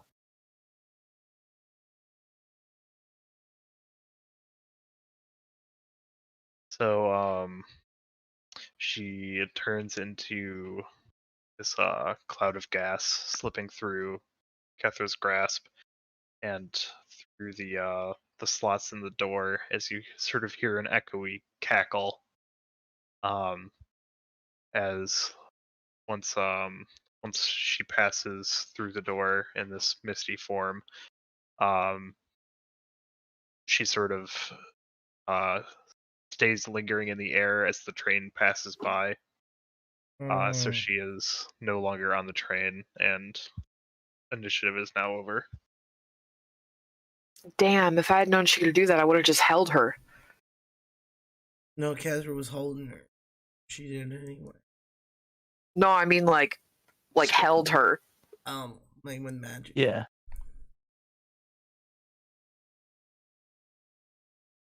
Well, this is gonna make our arrival now interesting. we're gonna have like a reoccurring vampire lich lady as an enemy now. Known by fun. the purple bitch. We're gonna kill her, Jack. Don't worry. Dude, we get one purple bad guy. We get a new purple bad guy. You got the purple Karen now. Damn. Purple Karen. Yep. Hey, if the cops have anything to say, we'll just say this guy's gonna get resurrected soon. You can ask him who the fuck. You know what I mean? All right. God, I hate trains. Don't you love trains? So yeah. Anybody want to do anything particular before this train rolls up to the station? Nope. Nope. All right. Everybody is just sort of milling about.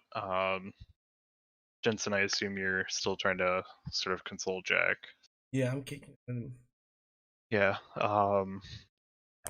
So yeah, the train pulls up to the station at West Nowhere. The train squeaks to a halt as the brake pads are initiated. The whistle blows a couple times as the train finally lurches to a halt at West Nowhere.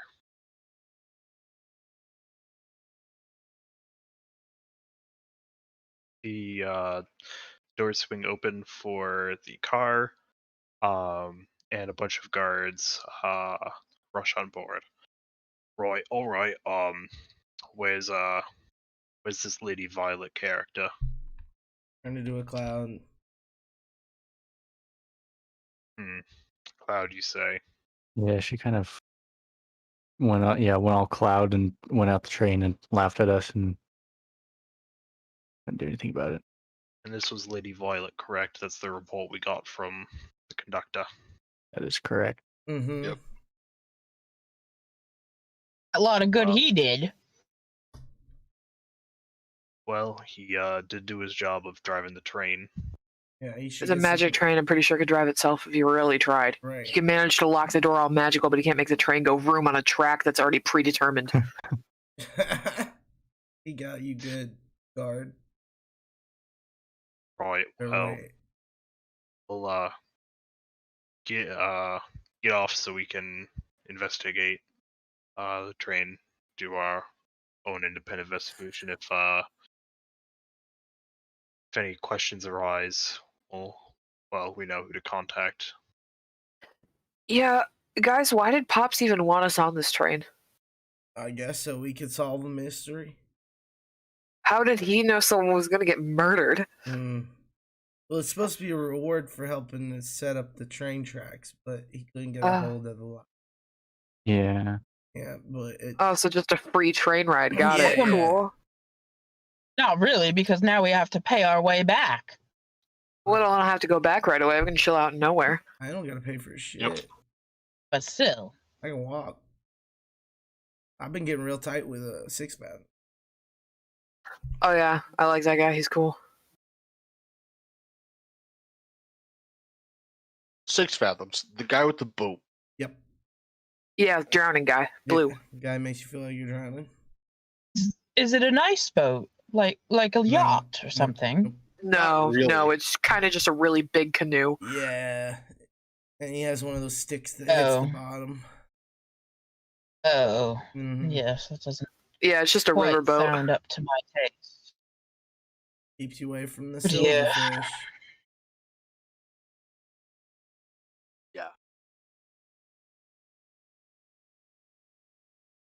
Cool. Right. And then I'm going to get off the train. Yep. Mm-hmm. One of the guards. This one looks to be more of a high-ranking officer than the one that talked to you on the train. Oi, wait! Before you go,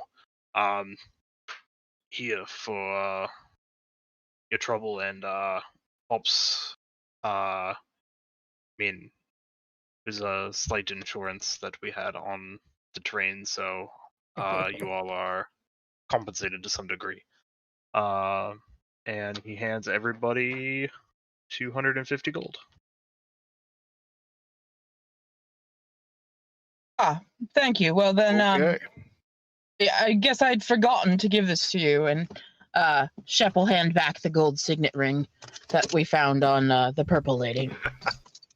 Oh, yes, crucial piece of evidence. Thank you. Yes, it was in her glove. You're gonna want to get that body to a healer within 10 days. Yes, we will do our best to see what we can do.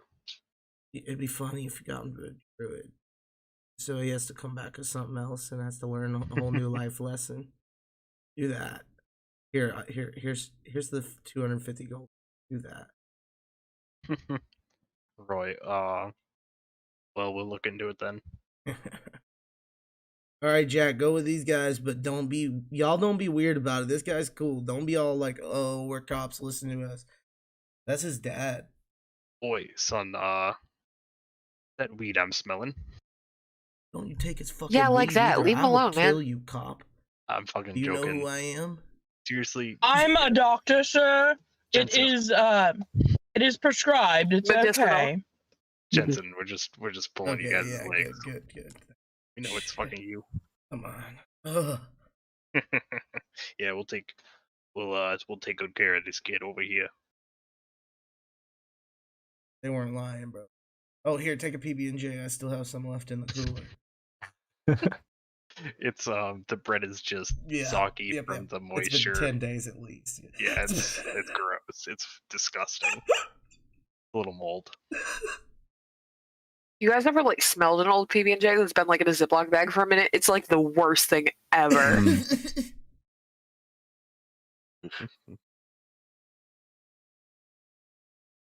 So yeah, that's unless anybody wants to do anything else, that's today's adventure. Good game. That's all, folks. Yep. Nice. GG. G.